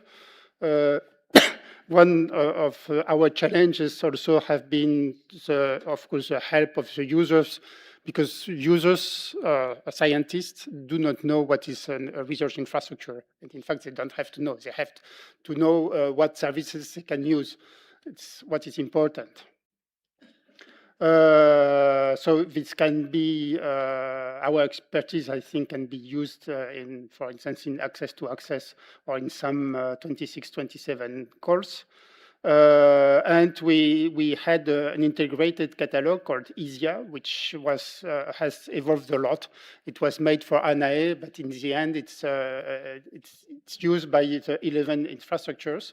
And so you see that it was really a challenge to do that.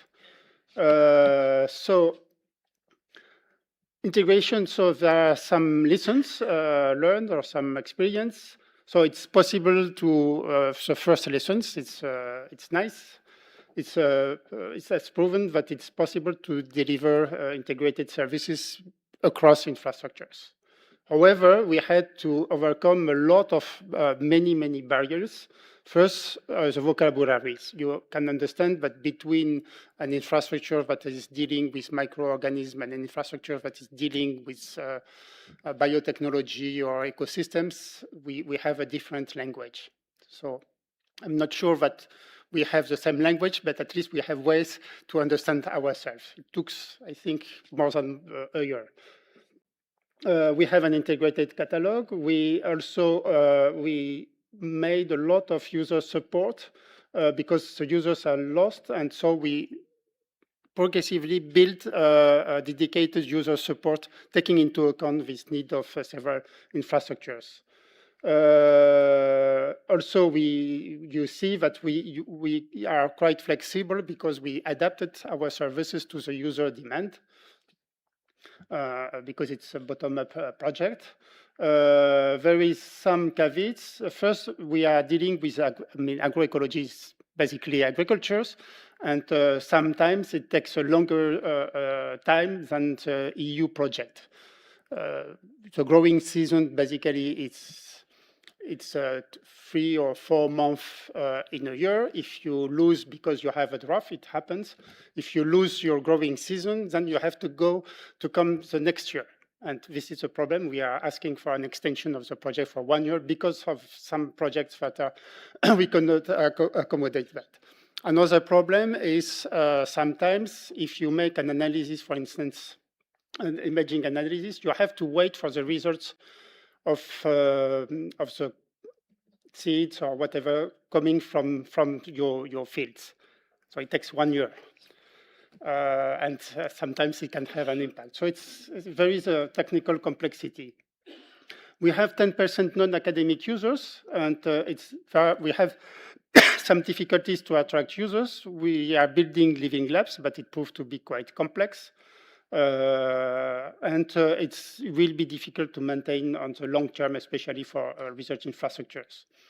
And the 2 research infrastructure criterion was difficult to understand and sometimes can be artificial. So we will see now how it evolves with our new criteria. With clusters, AgroServe, of course, we are mostly in cluster 6. But we see that there are few incentives to use a service from research infrastructures in cluster 6. and no incentive to use the services that are already existing. Partnerships, we had a lot of discussion with the partnership agroecology, especially because both LifeWatch and RICH are within these partnerships. But we see even in the agroecology partnership that there are some difficulties to understand what is European research infrastructures, and there is some confusions with research organizations. Ongoing discussion for the future agriculture, we discuss with Path to the Year, and of course with forest partnerships, with the future forest partnerships. I regret that we had no exchanges, so we take half of the culprit. With missions, while we had 5 living labs, it's difficult, it's a matter of time or so. More efforts and we need more efforts and probably the right frameworks inside the EU ecosystems to get partners discuss and build common projects, maybe incentive or avoiding the fragmentations. Just this is, we are opening now next week, or in 2 weeks, we are opening our 5th call for projects. And thank you for your attention.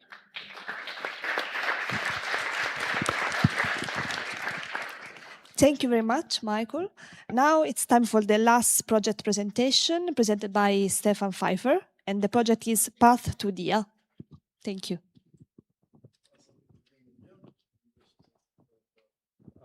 Yeah, thank you. Thank you for having me here, and yeah, it was also great to have the look into AgroSurf right before. Okay. Yeah, I'm talking about Path to DIA. Path to DIA was a 3-year coordination and support action, which finished last year in December. It's a 2 million project. We had 20 partners all over Europe, research institutions, SMEs, associations, different partners, also a research infrastructure with LifeWatch RICH. The purpose of Path to DIA was to support or to see how digitalization can support food system transformation, in particular agroecological transformation. We'll not go now into detail on what is agroecology, but the idea here is that to support the holistic farming approach of agroecology and truly sustainable approach with digitalization, one has to think food system transformation also in terms of agroecological food system transformation, which is based on 5 levels, starting with an incremental change of adopting practices and then more going to a more holistic change of the food system. And agroecology is also in the core of the Farm to Fork biodiversity strategy, and when we look at how digitalization can support agroecology, the status when we started the project was, okay, it's seen actually as a kind of often contrasting aspect. Digitalization and agroecology had very few touching points. This was seen mostly because digitalization to be used as making agriculture more efficient, especially favoring large farms, favoring repetitive, simplistic, more monocultural systems. And the question was how digitalization can support more this, let's say, knowledge-based approach to farming. And also take into account the other aspects of agroecology, so biodiversity, economical, social, and environmental aspects. And for this, we had 6 showcases in Path to DIA, where we looked at this co-application of digital tools and agroecological practices in detail. Based on this, we basically together with a survey which was going all over Europe. We developed the major outputs of Pastodia, and so following a bottom-up approach where we took views from technology providers, practitioners, different stakeholders along also the food value chain. And the major outputs of Pastodia were an open repository. We were screening all the technologies, digital technologies, and developed a framework where the tools can be evaluated first, and then later on by farmers on site validated if they really can be supportive of the agroecological practices. This open repository became a market platform, and will also live now post-project thanks to the agroecology partnership and also to a research infrastructure like RICH ERIC, which co-developed this platform together with AIT. Another output is a virtual research environment that is set up as a collaboration base and knowledge exchange base for exchange between projects, between different stakeholders, from the insights that we gain through the project, but also by enhancing further collaboration, applying for new projects, for example, but also by really having a connection place for knowledge exchange that was also then applied, especially for the digital agroecology cluster, which was another output of the project, which connected 7 Horizon projects and the agroecology partnership on the topic of digitalization for agroecology. This output was kept by finalized also with a conference by the end of the year, and it will be also taken up by the partnership and further led by the partnership. And then another output is a research and innovation roadmap, which is looking at the food system transformation that I showed in the last slide, and to see how digitalization, what are the needs that digitalization can support agroecology, and what would be the steps at the 10-year time frame. And this is basically of major part is policy recommendation on the EU level, on the national level, as well as regional levels, but also in helping to support the development of the strategies for the agroecology partnership, and also framing new research programs for Horizon as well. And yeah, so just a few words on these different aspects. The Pastodia virtual research environment, it's taken up also by the agroecology partnership. It has a homepage, which is shown here, digitalagroecology.lifewatch.eu. So LifeWatch ERIC research infrastructure was the main developer of this platform. And so it's for communication. Also our showcases that we developed in Pastodia are shown, and the idea is to integrate this virtual research environment in the partnership and bring also other showcases, other living labs together, and having it as an integral part of future let's say knowledge exchange platforms and networking platforms, and also serving as a knowledge repository. The open repository, so this is the market platform where farmers can look for digital tools that can support their agroecological farming, and where they can also validate it, where technology providers can look what are the gaps currently, how they can develop their solutions to meet the farmers' needs. So this is a kind of unique platform that is building very much on the, let's say, active exchange of the stakeholders, especially the farmers, which have a guidance when they want to transition to more agroecological practices. They have a guidance from the showcases and also a screening for suiting tools to apply the technologies, and also even with more details that can be shared on how to apply the technology. So knowledge exchange is here a major point, and yeah, we see this as a future important part of the agroecological landscape in Europe, and this is now also taken by the partnership as well as the cluster. Shortly talked about it. We had a conference at the end of the last year, and yeah, we will see how it further develops, but new projects will come in, old projects will stop, and the idea is here to yeah, let let's say the inputs that come in from project not be lost, but taken over post-projects, also to provide a platform for efficient post-project exploitation as the partnership is staying while the projects end.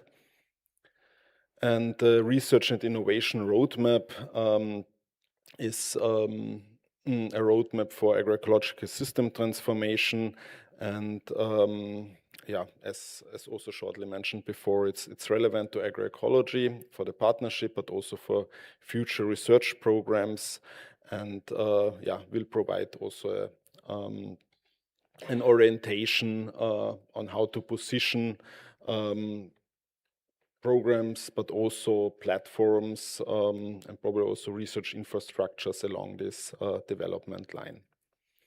Yeah, and with this, I'm finished with my talk, and I thank for your attention.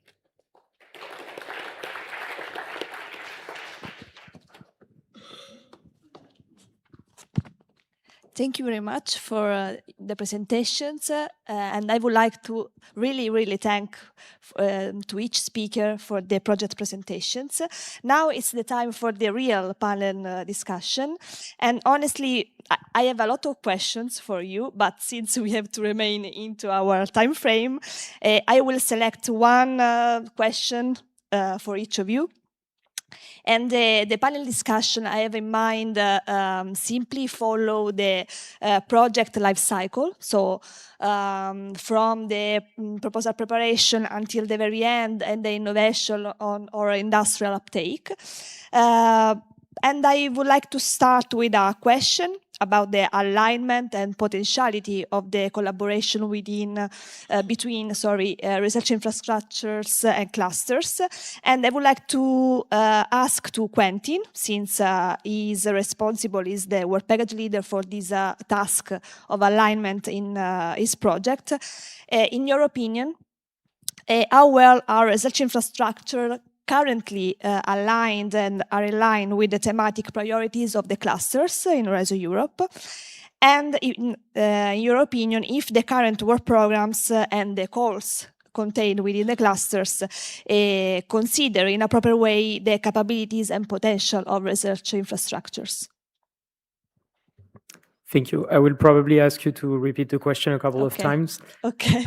Now, to start, regarding how well the research infrastructures are organized, I can say that I'm actually quite impressed by what I've heard over the past few hours, and especially regarding as the Be Ready partnership seeks to align all of the components of the pandemic preparedness ecosystem.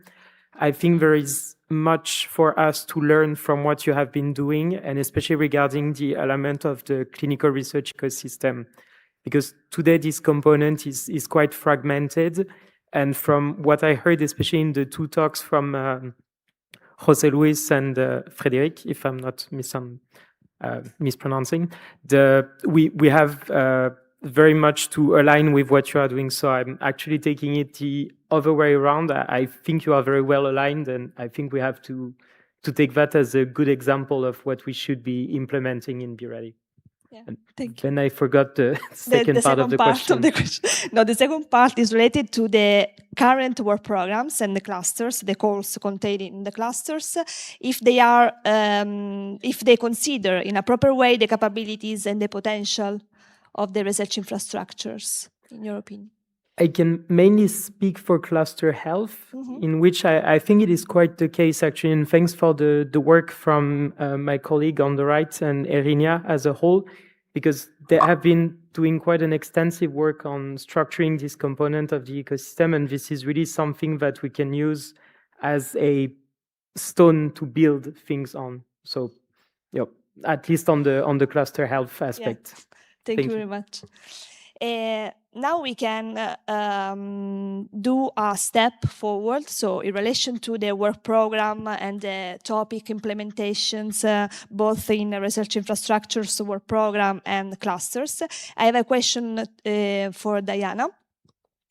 And I would like to ask you, in your opinion, what is the most effective way for a project in a cluster to integrate research infrastructure services during the proposal preparation phase? Well, in a way, it is important that a consortia during the preparation of their proposal are aware about the research infrastructure. So going on the upstream, it's important that the research infrastructures are already visible in the calls. So they are in a way mentioned, or a catalog of research infrastructure services relevant for a call are visible in the call text. It doesn't mean that it's compulsory to use them, but at least it enables to researchers to explain why then they don't use these capacities if they are relevant for the proposal. So that's the first thing. That, let's say, this upstream work for the visibility and recognition of that there are these capacities relevant for the PIs, for researchers, and so they can use and they can integrate them in the proposal, so they are aware about what they provide to them. The second thing, in an early stage, earlier the research infrastructures are integrated in a proposal in a better way, they can support the research and the results of this research. It means that if they integrate them as a capacities that they will use, that it will be in a way a beneficiary research infrastructure services, or the nodes and members will be beneficiaries of this project proposal, so they can use these capacities, integrate them in a meaningful way. So at the current stage, a lot of things are still missing, and in the phase where the costings and financial way of integrating the services are not the same within the research infrastructure, InfraServ, TNA provision, and within the cluster, where the type of the costing is a little bit different. So there are a lot of alignments still needed between these two programs as well to help to integrate in a meaningful and successful way the infrastructures in the consortia. But earlier they are integrated, better way they are used, and the result is more successful. Thank you very much. For sure, the early involvement is an advice useful for every actor, but I assume especially for particular, let's say, actors such as the research infrastructure. So thank you. Now another question regarding also again the work program, but especially the proposal preparation is for Michael. And I would like to ask you how, in your opinion, do research infrastructure choose which RICH Europe projects to be part of? Which are the main criteria? I think it's when there are sort of projects often are relevant for your infrastructure. In the case, can take the case of the agroecological transition call. We saw that it was relevant for ANAE and for emphasis and for few infrastructure we knew. We did not, it was, in fact, the problem was more what we knew that for a so large project on agroecology, it was not enough. Having emphasis in EMBRC or ANAE was not enough. So we had to have other partners, and then we approached some other partners like OpenScreen, because still you need molecules or socio-economical, we build socio-economical services, etc. So this way we selected, and also we analyze. We made the exercise last year to analyze cluster 5 and 6 calls, And we propose and we say to our members or to our community, okay, these calls are relevant for you. We won't answer directly, but if you answer, please put us in the loop. So I would say it's where we do that.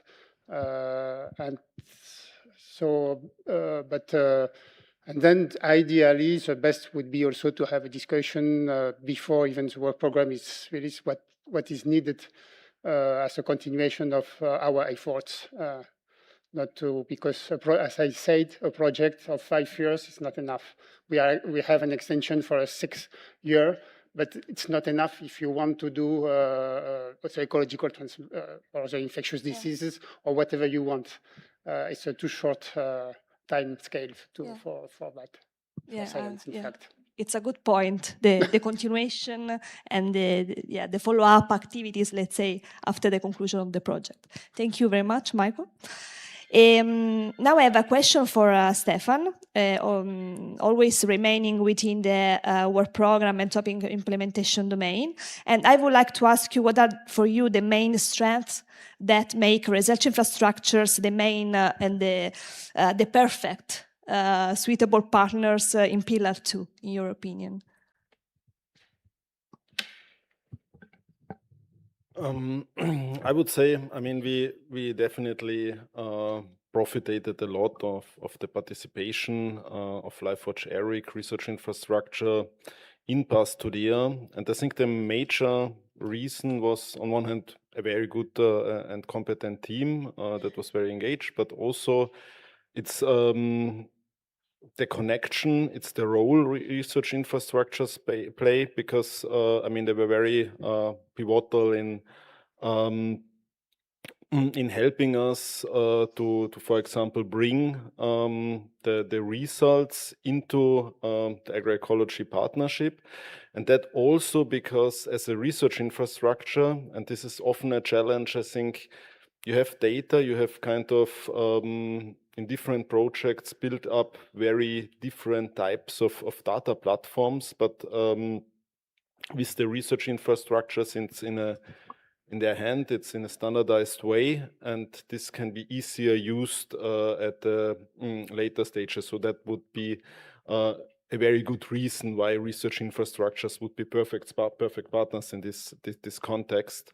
And also, but that's not the only reason, the second reason is also the role, for example, the research infrastructure plays in the partnership, that also eases, of course, the communication, the access to the responsible people at the partnership. And by this we can say we profited a lot to make results of Pastodia very sustainable. Thank you very much. Now, last part, let's say, of my questions is for my cluster for digital AI colleagues. The first question is for Marco, and I would like to ask you about the bottlenecks and the obstacles that can hinder research infrastructure and cluster integration today, such as administrative bottleneck, financial, technical. And for you, what is the solution, the best solution feasible in the time frame that we have now in Horizon Europe, so 2026, 2027, and also possibly beyond? It's a tricky question, I know. Long, difficult question. I don't know. So we face, as a bottleneck, probably the financial is the main bottleneck for us. Also because projects provide this short term, so we cannot commit for a long term. And also we provide this service that are transversal, that can help the research infrastructure to the integration. So from authentication, interoperability among the research infrastructure, their coordination. Yes, so we don't see the proper instrument from European to support these services. And so currently they rely on the research infrastructure itself. So they have to support, but this is not among their main role, because so if we want to provide transnational access, this is goes beyond the research infrastructure role. So yes, maybe we need the better instrument for Europe to support this clustering of the research infrastructure in the future. Yeah, yeah. You touch a good point, I think. Thank you for your answer. And now remaining in the field of the future, okay, the future perspective and the industrial uptake, I have a question for Andrea Saracino. And I would like to ask you, what is for you the most effective role for research infrastructures in the field of acceleration of industrial uptake and within the cluster topics, because you are mainly involved in the cluster projects and proposals? Yeah, for sure. There is a lot of potential related to this. I mean, I see that research infrastructure are a great asset that actually have been designed by the European Union in order to cover those kind of areas where we don't want to be dependent from let's say, other countries outside, especially for what concerning the cluster 4 area related to the artificial intelligence, for example. We see that we have almost complete dependency from other countries outside of the United Europe. So in order to help the industrial uptake, this could be a terrific instrument, actually, the research infrastructure.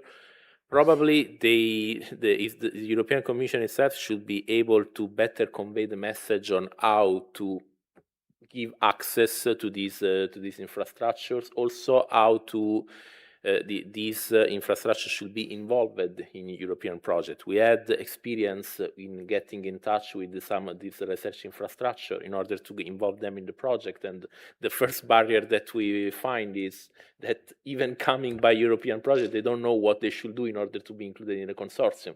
They're like, yes, we are selling resources, we are giving you the possibility to access this functionality. So tell us what you need from us on the side of functionalities. No, we need you as a partner. So there is this first barrier. And I'm afraid that this kind of barrier can also be found by SMEs, specialists, and also from other kind of industrial partners in order to understand how to interact with this with the research infrastructure, at least in my area. So clarifying better the structure on the side of the European Union, I think is important. How is a research infrastructure is structured, who should be contacted in order to uptake the various actions. If I should work for a European proposal, I should contact this specific person. If I want to get in touch for industrial uptake, who is the responsible? That's probably one step to take. Thank you. Thank you very much. Now I basically finished my questions. I don't know if some of you would like to comment on some points, maybe other questions. If not, I'm ready to close and to pass the floor to our Spanish colleagues for the next session. Thank you very much. Thank you for the presentations and to the speakers. Thank you.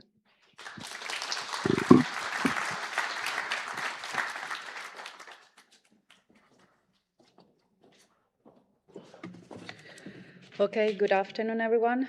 My name is Laura Muedano, working for RICH Europe, and now we propose you to have a networking activity, what we have called corners.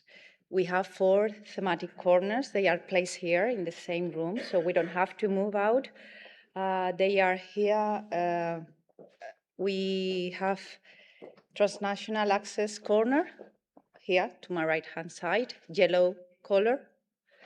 They will explain upcoming transnational opportunities. We have AquaServe with Adelino Vicente Mendoza Canario. We have Rise Energy with Olga Suminska Eborsol. On my left-hand side with green color, we have EU Mission Cancer. They will highlight how research infrastructures contribute to the implementation and the impact of the EU mission. We have Irene Plan with Katrina Exter. We also have UNCAN Connect with Candilis Vienman. And then we have in the blue at the bottom, industry corner, and they will explain how research infrastructures collaborate with industry. We have Lip Innov with Elke Projects Palm, Eurobiomaging with Hilary Pooley and Charlotte Joubert and Thorika Zuhonen. And then at the end, with the orange color, we have the International Cooperation Corner. They will focus on research ecosystem in their country and how they participate in research infrastructure projects. We have 5 speakers in this International Cooperation Corner. We have Republic of South Africa with Daniele Mokhale. We have Cuba with Maria Esther Cruels. Brazil with Delaine Cuna. Guatemala with Héctor Amado Salvatierra, and Uruguay with Veronica Muselli. The format, the way we will continue, will be just 2 sessions, 2 ways. It will be 2 5-minute speech session followed by 10 minutes of questions and answers. And then it will be repeated, so we can be able to change. In the way of international cooperation, we have 5 speakers. They will speak just once. So this interactive setup, it's encouraged to be active, to participate, to make questions, and to exchange ideas. After this session, that will finish around 7, we continue with networking, having a cocktail outside, more relaxed, that will finish around 10 to 8. So we will have there more time to continue with networking. So now, if it's okay, we can be distributed among the corners. You have been selecting them, and feel free to move and to make questions. Thank you. Go ahead. Just a service for whom is following us online or streaming. We have more than 100 participants online. We see each other tomorrow morning. Thank you.